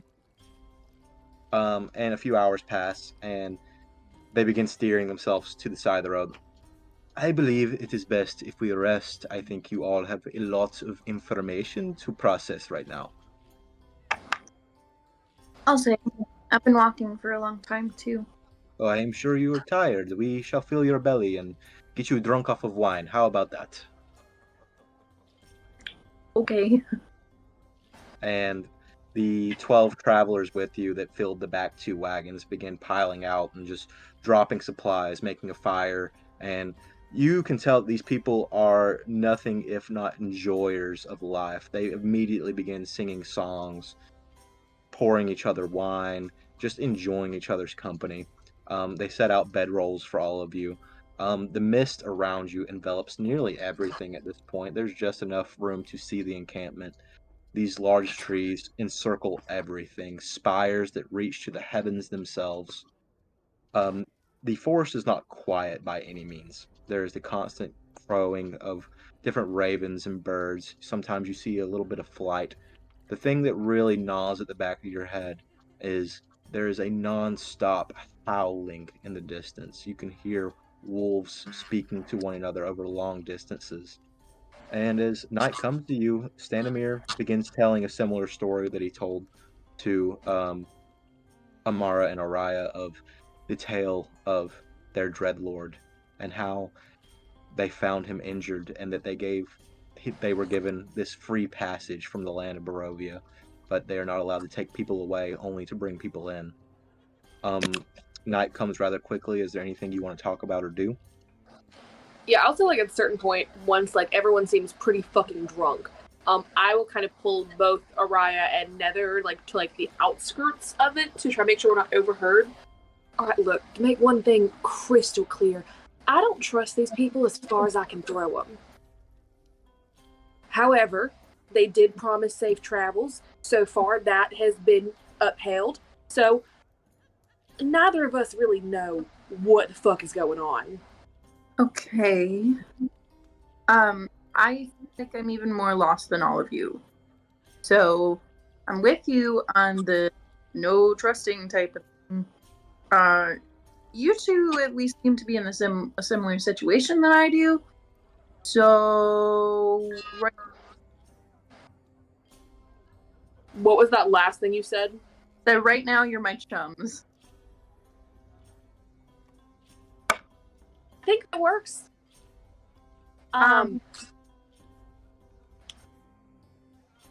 This whole like not being able to leave thing seems a little Not the best. Until the curse on their prince has been lifted. Okay. Araya, you're kind of just standing back, taking in everything. Go ahead and make a perception check for me. Did they say anything about what curse or how said curse from this person? No, when we asked, we were told Madam Ava will answer all your questions, which is where we're going now. 19. To this 19. seer they have. So they're saying that they'll answer all your questions, so that they give up is just this other person will answer all your questions. Yes. Really helpful. Vandermeer seems like definitely the type of person to withhold the important things.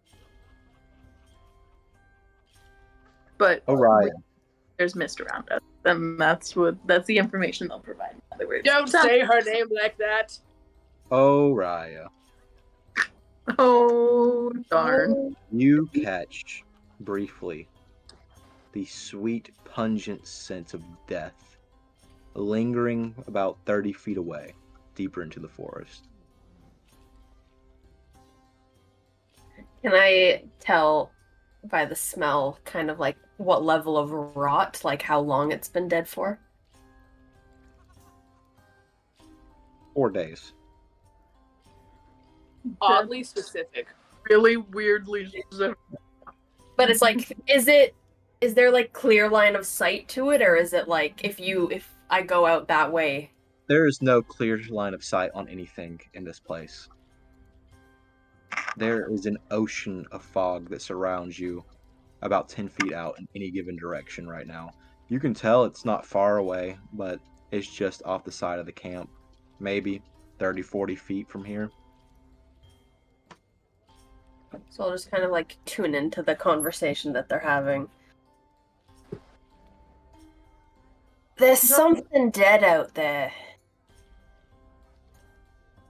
Oh, okay. Like 30, 40 feet. I kind of want to go see what it is. I want to go. Sounds good to me. She starts just walking over. I like to grab her.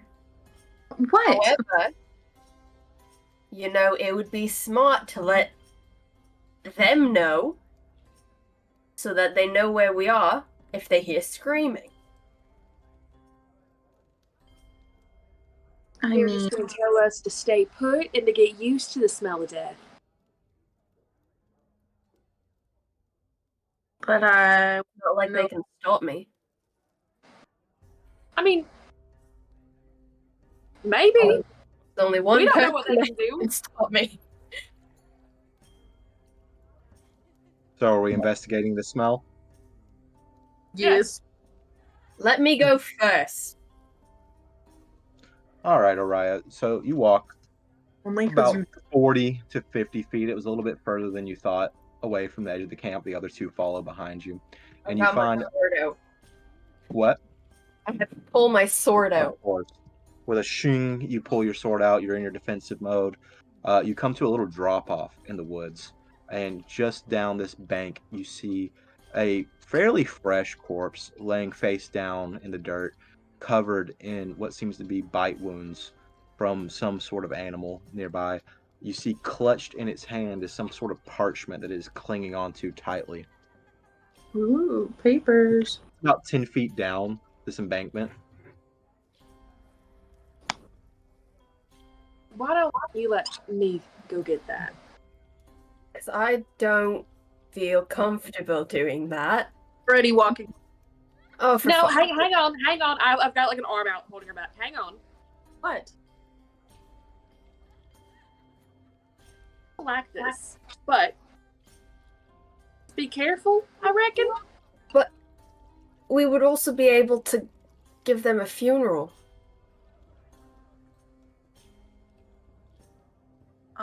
Also to make sure that they don't come back. Sure. You want to do that first?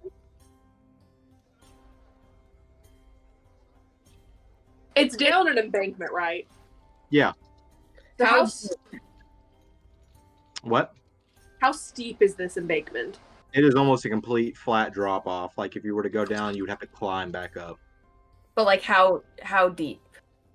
10 to 15 feet. I'll turn to Nether. How's your climbing skills?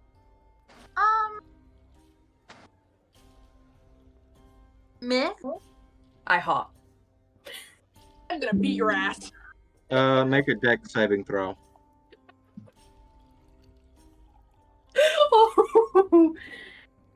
This is the first roll of the game. Oh, it was a natural 20 minus 1. He's starting off strong. You take 2 points of bludgeoning damage as your ankles slightly buckle underneath you, but you catch yourself. You land. That was a natural 20. But it was a minus 1.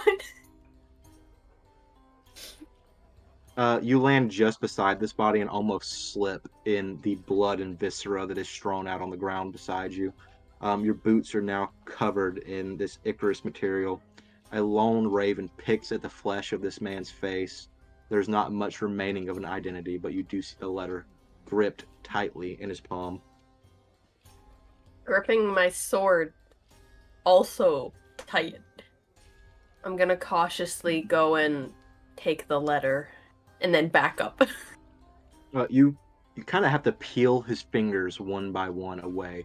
Rigor mortis is set in, and his grip is tight, but you do free the letter from his hands.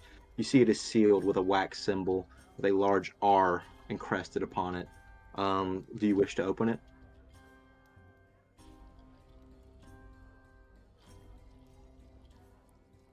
Should I open this now or after I give him a funeral?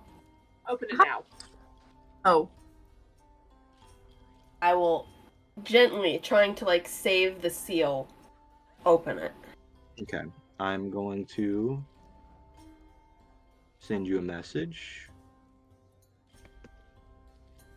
And you may read it if you like. While she is opening the letter, I'm also going to turn another. Listen, you may need to help pull us back up. I am more of a religious type than she is. I don't know why she's pretending like she's going to bury him. So let me go down and bless his body, and I'll be right back up, okay? Sure, I guess I'll stand here. Okay, I'm also going to try and slip down there, not just jumping off. Make a dexterity saving throw. Unnatural 20. You take 1 point of damage. Okay. Cool.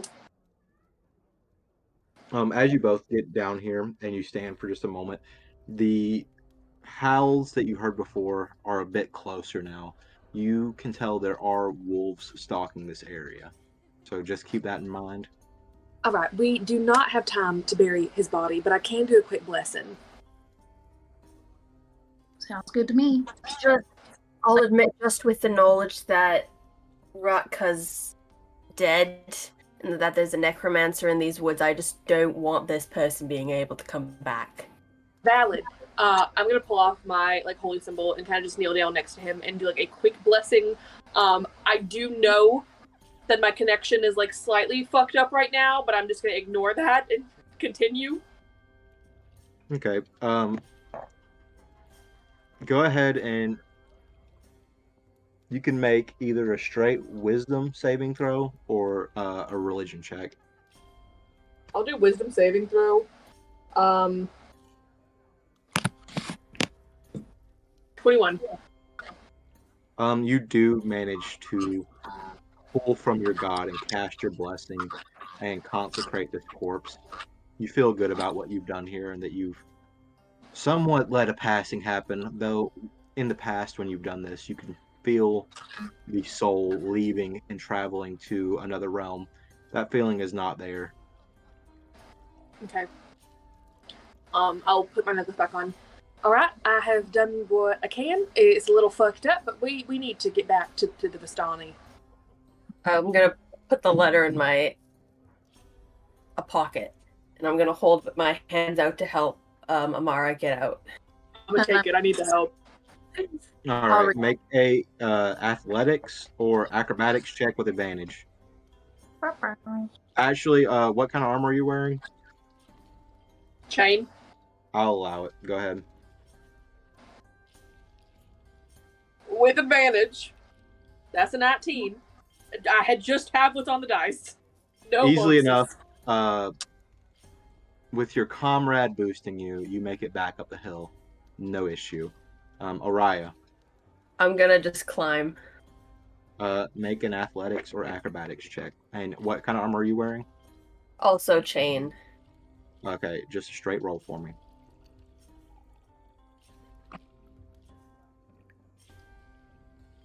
16? Easily enough, you grasp onto roots and vines and pull yourself up to the top. You kind of look behind you, and you see just now coming out of the fog a whole brood of wolves beginning to stalk the area. One sits at the very back, almost guiding the rest of them. Black fur, the size of a horse with beady red eyes, blood dripping from its maw. It stalks around, eyeballing you as you scatter up this hilltop. This motherfucker ain't real. Go. Back to camp. Go. I'm going. I'm pushing both of them ahead of me. Okay. Easily enough, it takes you no time at all. You regather at camp. The Vistani didn't even miss you, really. They were all too wrapped up in their merriment. They're all nearly drunk at this point. Perfect. What did the letter say?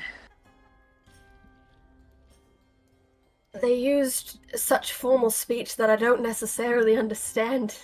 Alright, let me see it. Hang on. You'd think I'd know. Let me read it to you. I got a higher wisdom. I will go ahead and say that just as this campaign, we're going to be using a lot of archaic, old school words. We're going to be really being, our fucking 14th century peasants. I love it. That's why it was so hard to read. That's not Alright. Hail thee of might and valor. I, the burgomaster of Barovia, send you honor with despair. My adopted daughter, the fair Irina Kolyana, has been these past nights bitten by a vampire. For over 400 years, this creature has drained the life of my people. Now my dear Irina languishes and dies from an unholy wound caused by this vile beast. He has become too powerful to conquer. So I say to you, give us up for dead and encircle this land with the symbols of good. Let holy men call upon their power that the devil may be contained within the walls of weeping Barovia. Leave our sorrows to our graves and save the world from this evil fate of ours. There is much wealth entrapped in this community. Return for your reward after we are all departed for a better life. Signed, Kolyan Indirovich, Burgomaster. So, sounds like, and I'm going to kind of hold up the letter that I have. So it sounds like everyone who's gotten a letter that's similar to this is dying. So maybe us having is not the best idea. I will, without thinking, take both letters and toss them into the fire. Okay. And you do. I saved And they crumple and wilt before your eyes. Any evidence of these saved the pleas for seal. help And disappeared. then I see Amara like, no, I'm like, and I throw it. All of the evidence has been destroyed. So, a vampire. That's what the curse. Do we So- know what a vampire is? Yeah, do we know? You would all know what a vampire is. You are all from Faerun, the Forgotten Realms. Vampires are not necessarily common, but they are well-known beings. None so that would torment a land so heavily. This must be something more powerful than a standard vampire. But you've definitely all heard of the likeness of this kind of beast. Is it more of like a folklore thing or like a creature that... This is a real, tangible creature that adventurers fight on a daily basis. Okay. But one... It sounds as if in the letter they're literally saying, hey, just kill literally everything here to make sure that he dies. I don't. That it sounded to me more like abandon hope, all ye who enter here.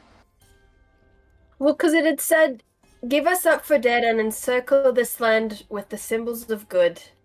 Let our holy men call. I've got a good memory sometimes. Yes. I know we see it in the fire. Let holy men call upon their power that the devil may be contained within the walls.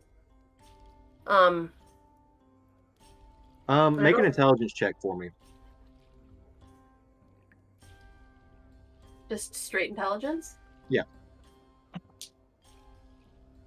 7. You have no clue as to what the true meaning behind these words might mean. Neither does Danica. But hey, we know what we're going up against, and that is a 400-year-old vampire. I don't think that's necessarily good odds. Yeah, I was gonna say. However, there's apparently 2 other people we've yet to meet that's going to be helping us. We have not spoken to Madame Ava yet to know why we were chosen.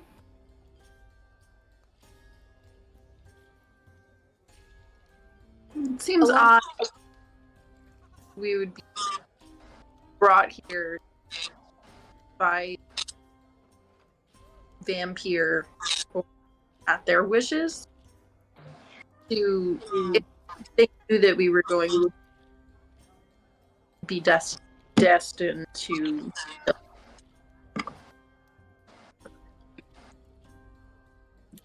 Because from what we had gathered, it was that Madame Ava had seen that we were the best fit for it, and that when the Dreadlord was informed of this, I guess he had sort of agreed, thinking that it'd be fun. So we're a challenge. That's what I got. But it's not that we necessarily are here just to kill him. It just depends on how exactly you remove the curse. Okay. Well, it sounds like this identical Yana is in trouble at the very least. So, Well, about that removing the curse thing. A lot of times that is a quick and easy answer to a lot of different curses. However, if he's been alive for over 400 years, I don't know what's left, where the curse starts and where it ends. I could maybe, in a couple, I could maybe do it with a little bit more power, but I don't necessarily know that the easy way is going to be what fixes this. I don't think they're necessarily. Could you say that one more time, love? You might swallowed up like get that up. 3/4 of your sentence, yeah.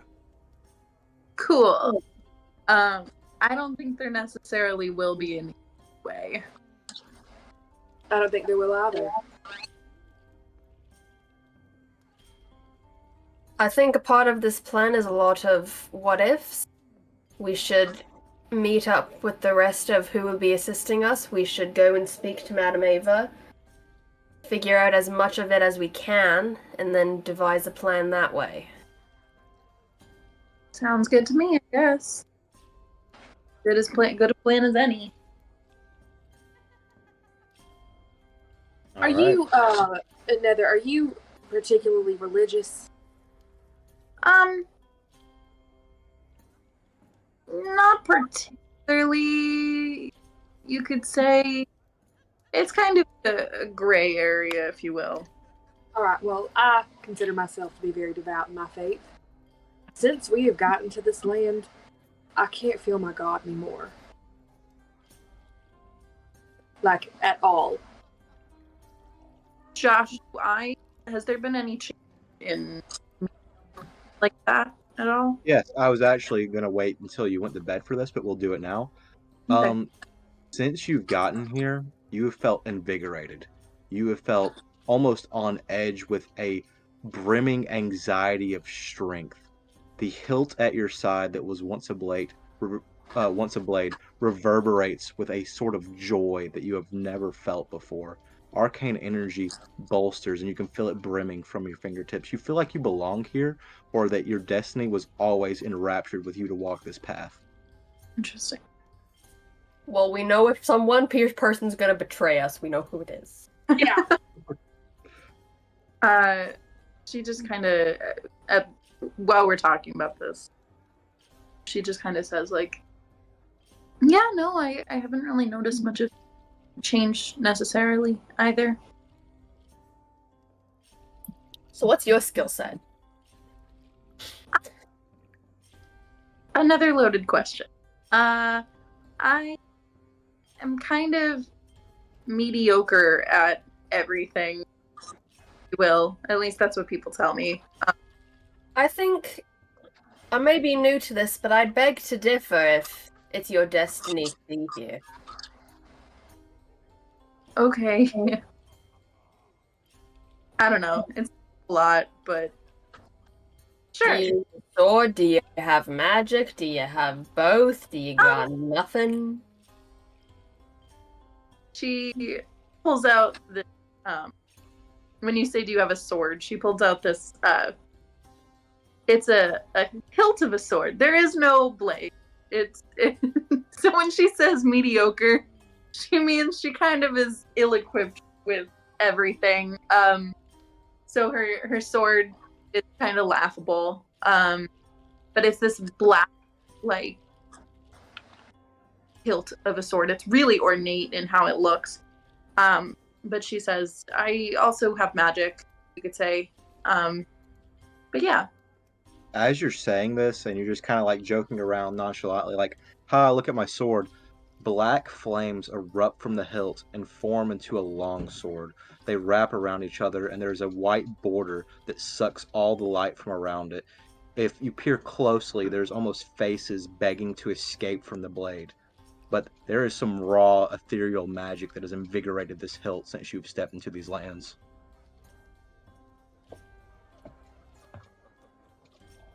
Now you see that?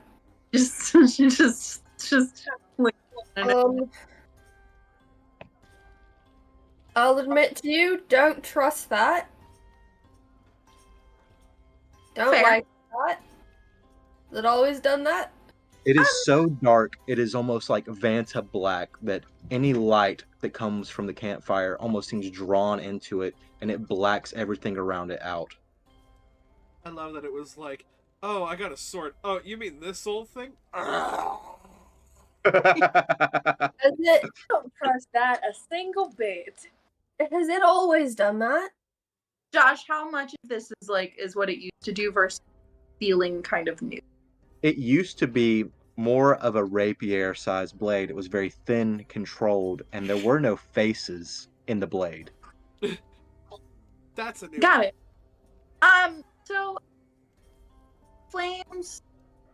That's always been the faces. That's a new one. But the blade itself is twice as thick and burns twice as hot.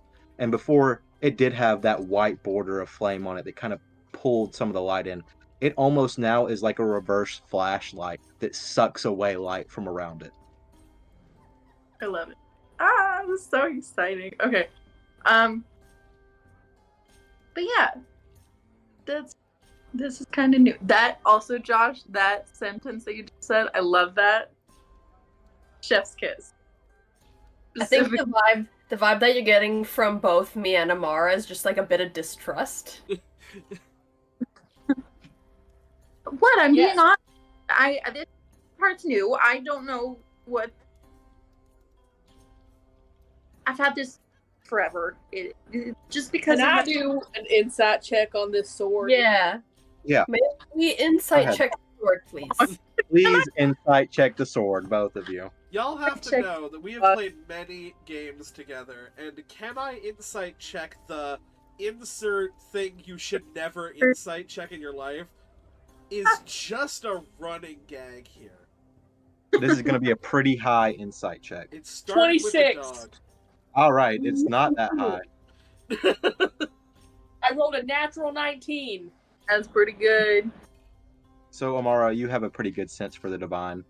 The corpse you had blessed earlier, you had the feeling that its soul could not escape the place that it was in. Something about this place almost has a rebound effect. And this blade is drawing in vagrant souls that wander the air around her. She is not aware of this. So I get the feeling that that man that I just blessed, his soul just went into this fucking sword. Yes. Oh, Would you like to share this I'm information with upset me? about that. What'd you say, Caitlin? I don't like that. I'm upset. Tell me.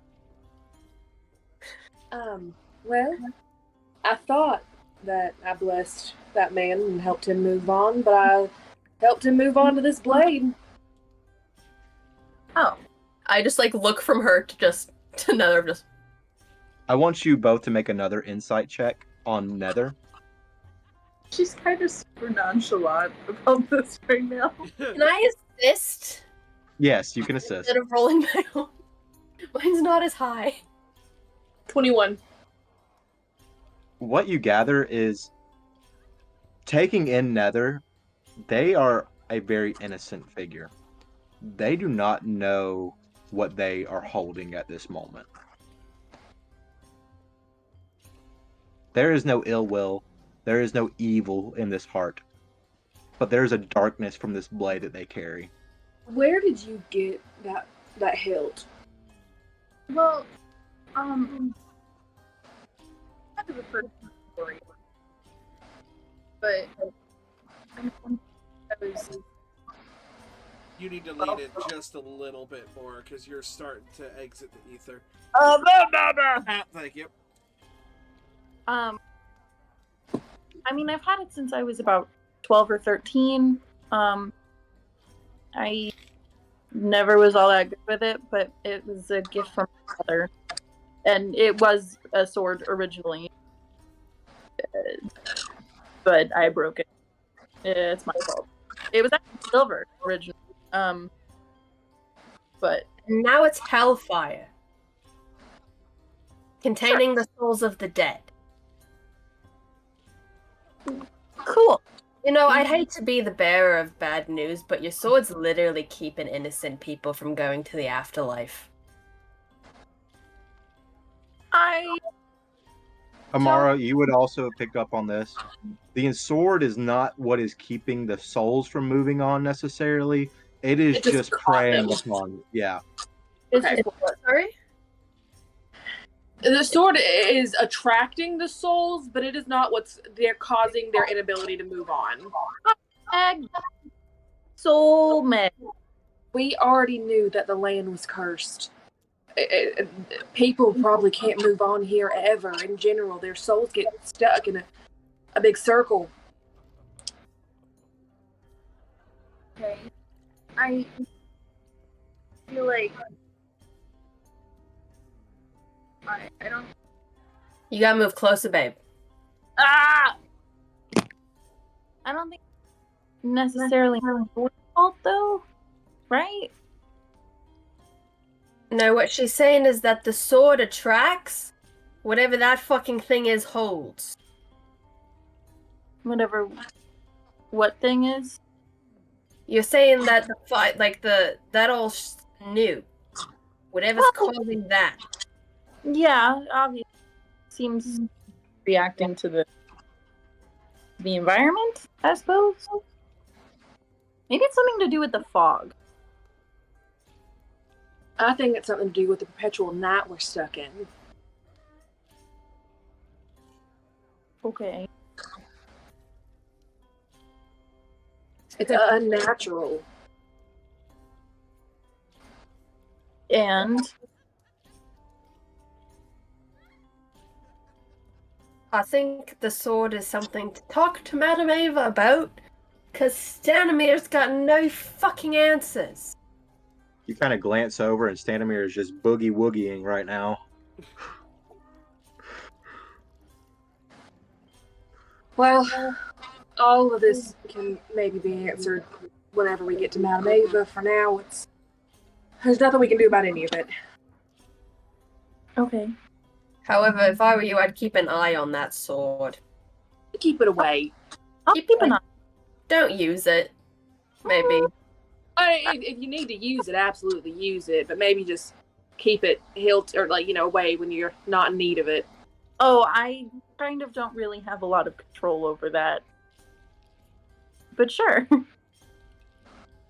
The more you say, the less I want to trust you, and I want to trust you. As Nether says that, this is where we need to call it because we are about to be late to our other group. So with those ominous words of I can't quite, control that, that's what we're going to call it. I love it. Just truly, like, we were so trusting, and then the more that conversation was going on, it's just don't know how I feel about that. We'll wait for Kira to come back to end the stream, but y'all, I get to play Sparky the Kobold in a couple minutes. Oh, hell yeah. Oh, I am coming down with a hella sickness right now. Oh no. That has, worsened quite a bit, kind of, as we've been playing. Oh, that sucks. Is it the spicy cough? Yeah, it is not the spicy cough. I'm pretty sure I just have con plague. Oh, Because I yeah. went to a That'll do convention, it. and also there's been a big laryngitis thing that's been going around my work, and even though I haven't been there, someone I live with works there. Love I it. see. But yes, kind of to do the announcements portion of the stream at the end, we are going to be kind of ping-ponging between Strahd and loose ends. So, the best way to find out which one we're doing is by dropping a follow, because you'll be notified about when we go live. This was awesome. This was so fun. And What the fuck? terrifying. So cool. I love it. I do be gotten bamboozled. You do be getting We be getting bamboozled. There be fucking shadow swords and shit. And y'all haven't even met me yet. Nope. There is a lot in store for the next session, and only Kira knows the true ramification of what's to come in the next few sessions. I'm so excited. Yeah. That makes it sound as if we can't trust you either. He's Well, the DM. How welcome are we to supposed Barovia. trust No, him? Kira. Oh. Welcome to You got Barovia, You got a bitches! sword that's holding souls. Why does Kira know what's going on? Hashtag Barovia bitches. Y'all ain't... Hey, look. From one DM to another, y'all ain't gonna learn shit from me. Nope. Not a single damn thing. But I will tell You'll you... know when you know. But I You'll will know tell when you, know. it necessitated me to pull out a book and write shit down, because I can't access the notes app. Yeah. A lot more than me. Absolutely.